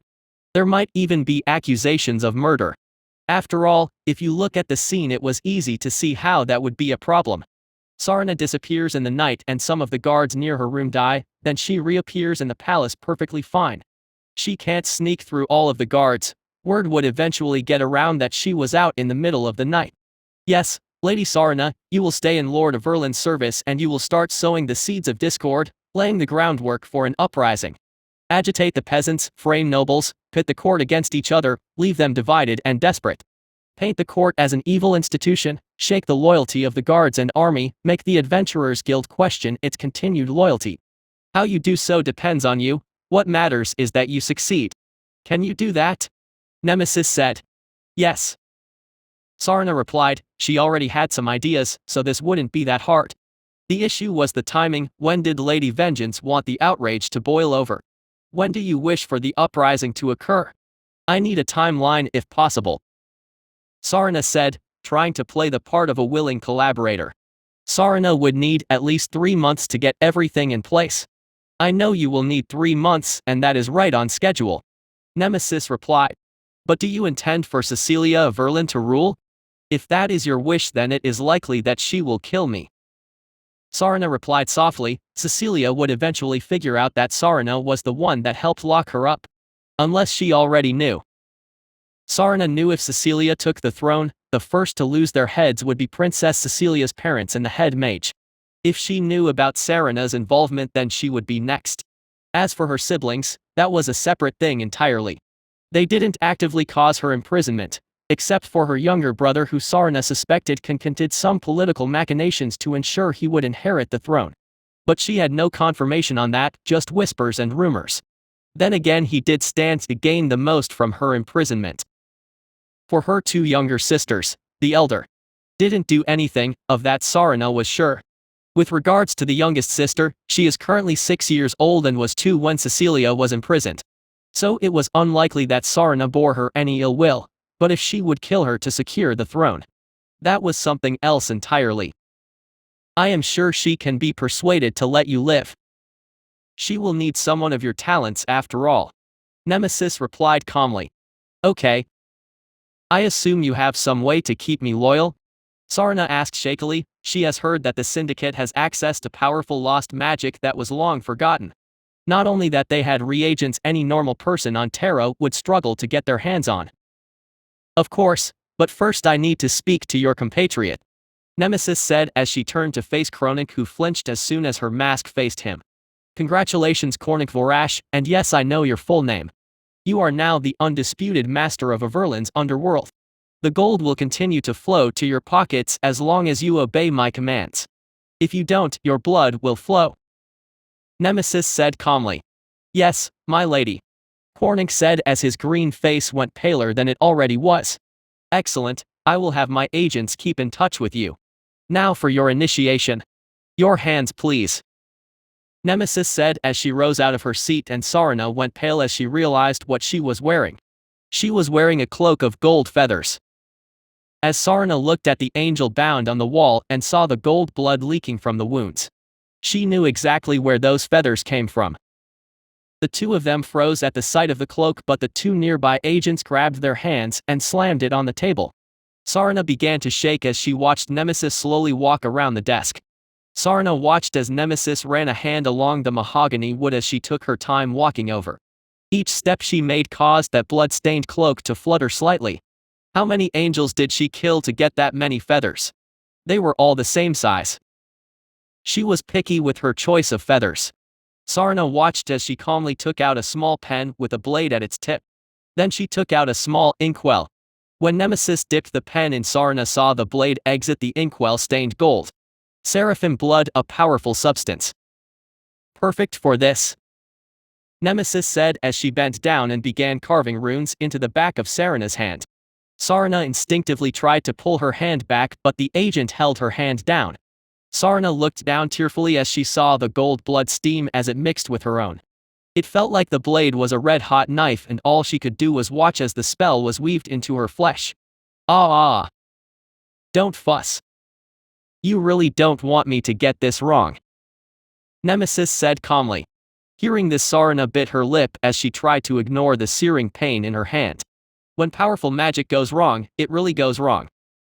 Sarna tasted blood as she bit down on her lip hard enough to draw blood. After what felt like an eternity, she felt the blade stop. All done. See, that wasn't so bad. At least compared to what comes next, Nemesis said with a cold chuckle. Immediately after her words, Sarna felt a searing pain in her hand. She looked down and saw the bloody mark on her hand glowing and steaming. The pain traveled up her arm, and soon her whole body was racked in indescribable pain. Sarna screamed and screamed. Soon she felt her vision start to flash white. Finally, and perhaps mercifully, she felt her consciousness fade as she passed out from the pain. Sarna awoke to the feeling of some kind of liquid being splashed on her face. She sputtered as she snapped awake, and the first thing she saw was the empty wine glass. She looked up to see Nemesis leaning against the desk as she poured herself another glass. She took a sip of the wine before splashing it on Cornick, who was passed out next to her.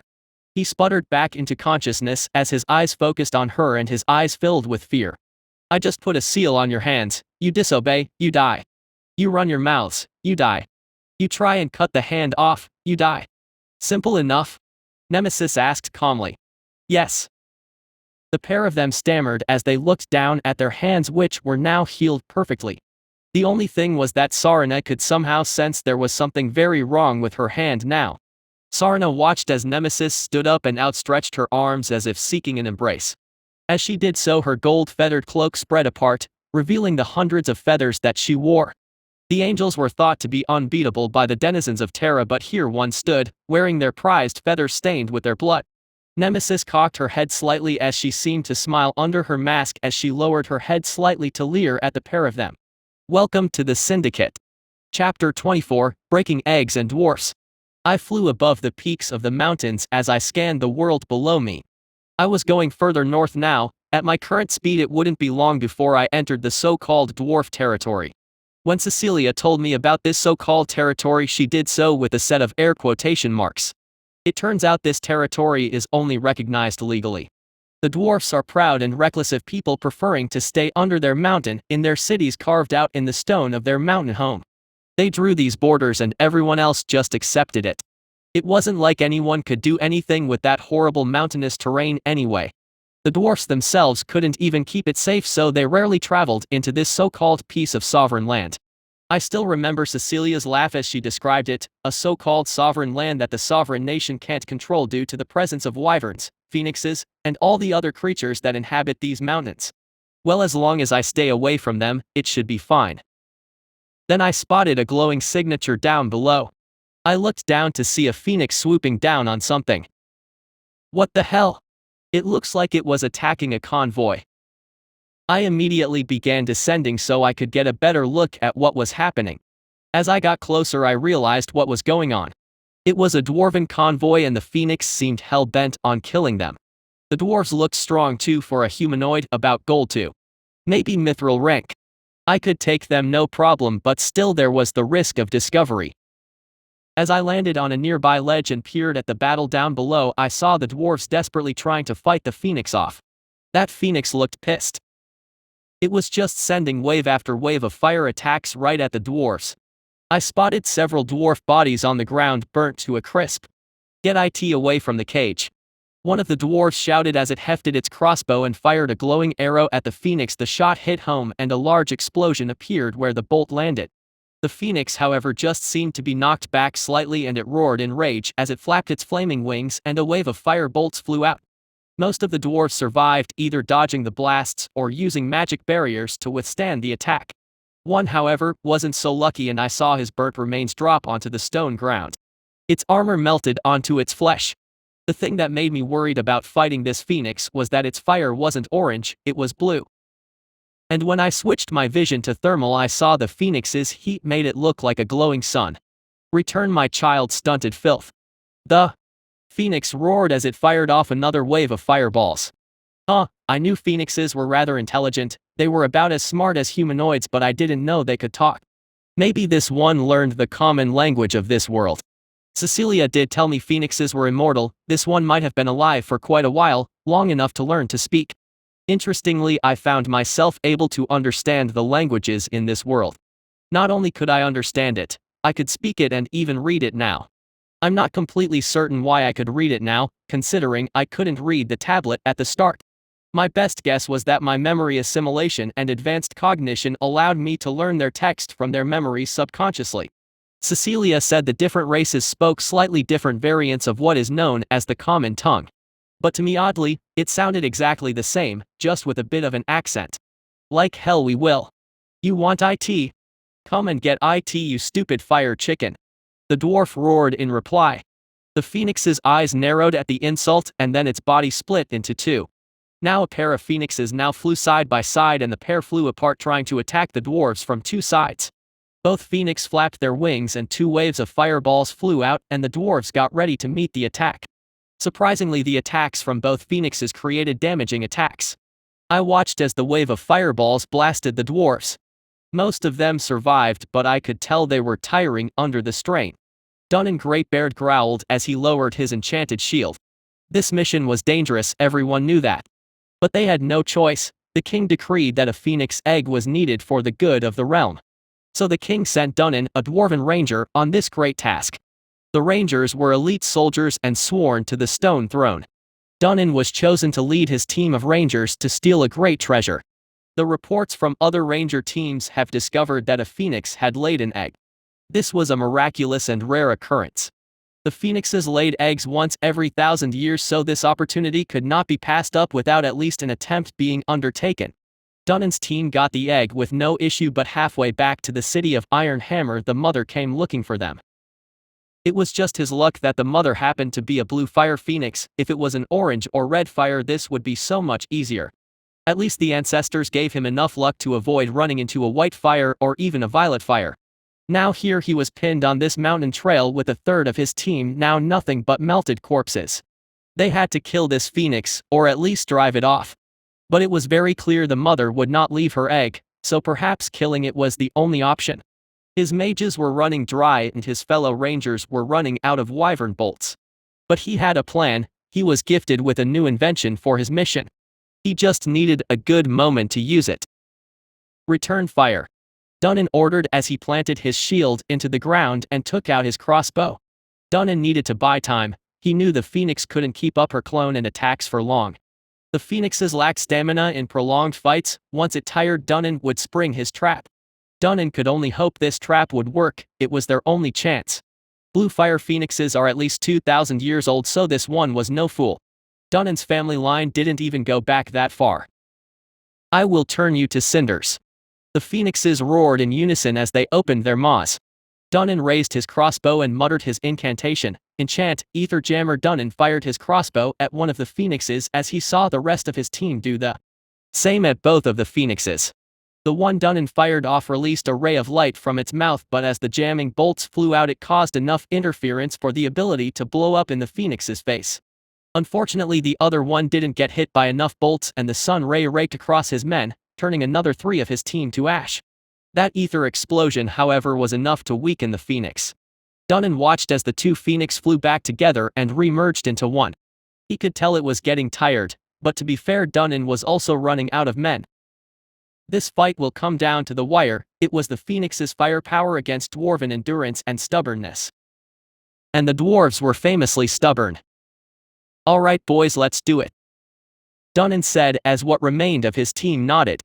This was the moment of truth. He could only hope it would work and that he wouldn't lose too many men in the process. The phoenix roared as it swooped down into a dive. When phoenixes tire, they switched to less strenuous melee attacks. That would be their moment. Now, Dunnan roared and all his mages stood up from their cover. Binding shackles, all his remaining mages intoned, and a wave of blue orbs flew at the phoenix. When the spells hit the phoenix, sets of blue magical chains appeared and binding the phoenix. It shrieked as it crashed onto the mountain trail, tumbling into the dirt. These chains cannot hold me for long, stunted ones. The phoenix growled as it struggled against the chains. Dunnan knew it was right. The raw heat from its body was already eroding the magical chains. But he didn't need long.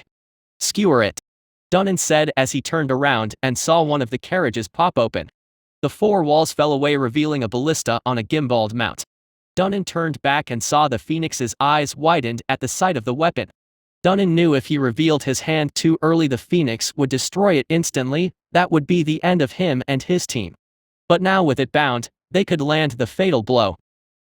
Dunnan heard the thunk of the ballista firing and he watched as a 2-meter-long mithril siege bolt slammed into the body of the phoenix. It shrieked in pain, but it didn't die. It only glared hatefully at the Dunnan and his men.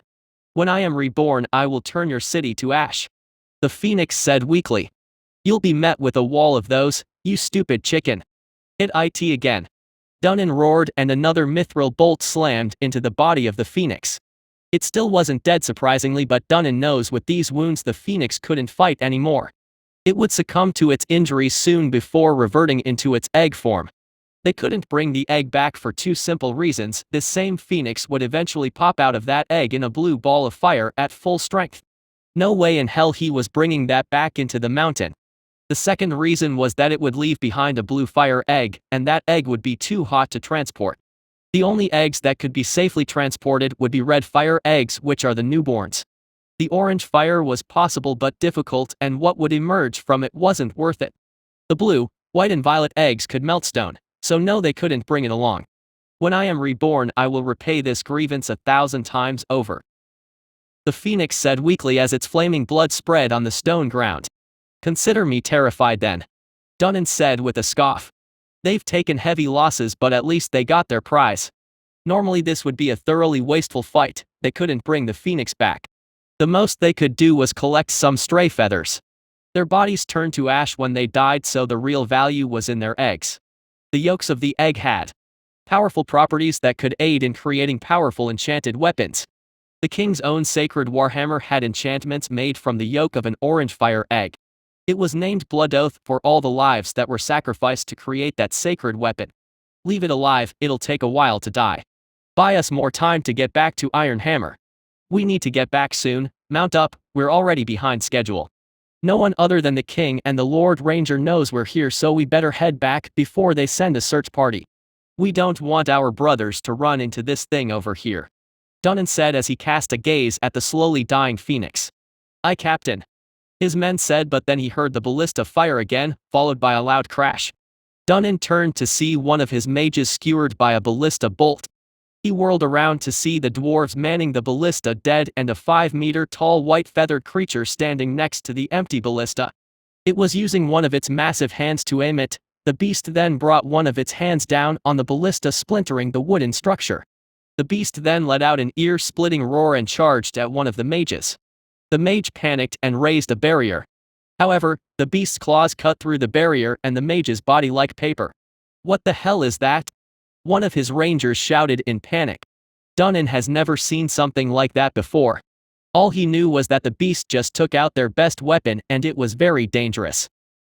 The beast darted towards another mage and cut him in half.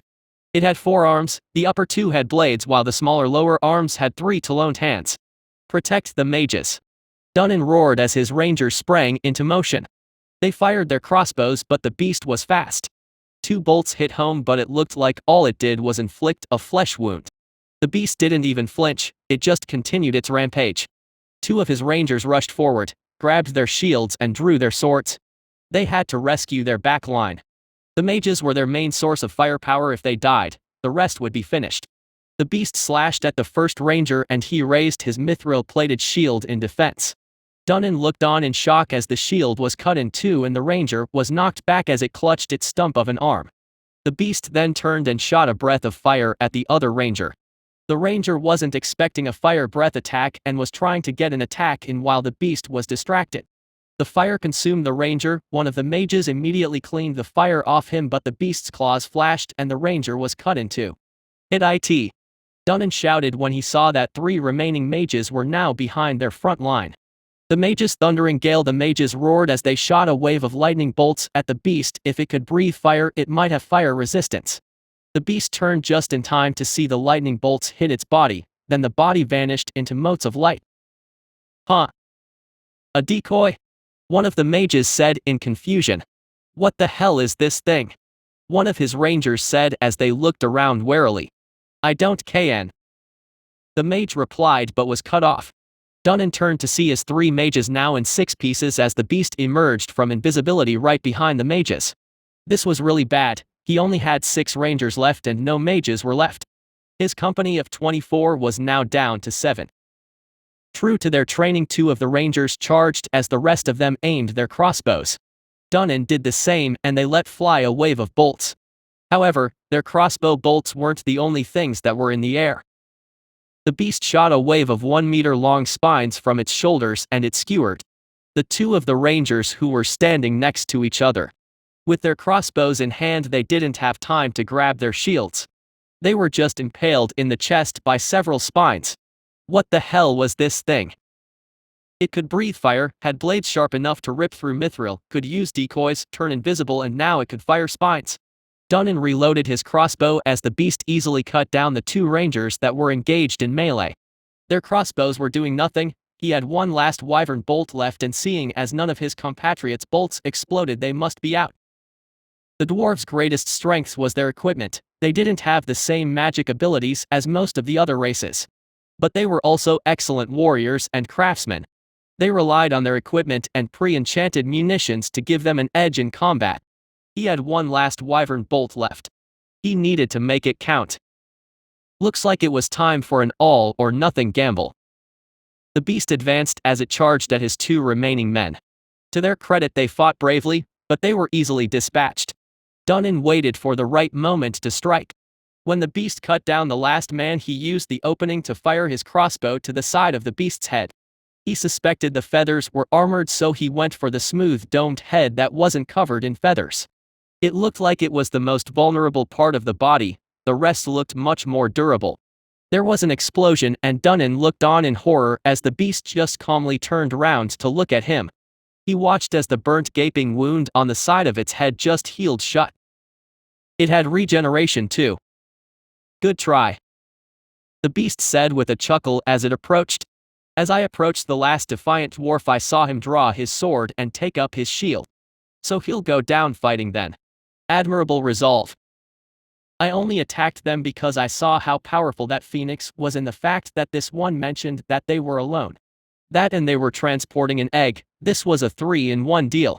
I will get 2 phoenixes and some of the dwarf genome if I take them out. I just had to kill them without leaving any traces. I'll recover my spines and collect all their equipment to leave no evidence of what I am. I'll even burn the ballista and the wagons to make it look like the phoenix was the one that wrecked this caravan. Lily told me the main evidence the humans in Everlyn have of my existence is my spines. I left them behind in my first attack, a costly mistake, but what's done is done. The dwarf roared a great battle cry as it raised its sword and charged. Mountains raged, the dwarf roared as his body glowed. Sundering slash, the dwarf said as he jumped forward, his sword glowing. I saw the fury in his eyes as he flew towards me. And then I cut him in half down the middle. I watched as his 2 halves went rolling along the ground. That was a really bad suicide charge. He didn't even raise his shield. He just raised the sword and charged. Well, to be fair, he was dead no matter what he did. I guess this at least constituted an honorable death. He was the strongest one. He was stronger than a gold rank, but I've never seen a mithril rank before, so he may just be a high gold rank. I'm not sure, honestly. I turned around and saw the last dwarf lying in the dirt, slowly bleeding out from his stump of an arm and the deep gash in his chest. I opened my mouth and shot a jet of fire at the dwarf.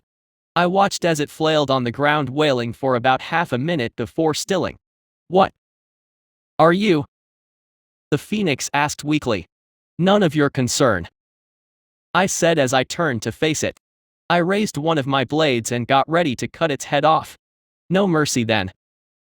Such is our way, fellow monster, the phoenix said weakly as it shut its eyes. With a clean slash, I decapitated the phoenix and I watched as its body crumbled to ash. Then I saw the ashes revealing a blue flaming egg. It was quite a large egg. It was a meter tall and it was hot. I could see the stone starting to melt around it. In my vision, the ether radiating off it made it look like a mini sun sitting on the ground. I don't think I can eat it as is. Maybe if I drain some of the ether. I opened my maw and began draining the ether out. As I emptied it of about half its ether, I felt the heat reduce dramatically. I feel maybe I could just eat the rest of the egg. I reached forward and picked up the egg with one of my hands. It was still hot, but it wasn't burning me. Well, time to eat. With that exciting thought in my mind, I opened my mouth and bit down onto the egg. I felt the shell give way and I tasted the deliciously sweet center of the egg. Yeah, that's good. I should try making an omelet out of one of these.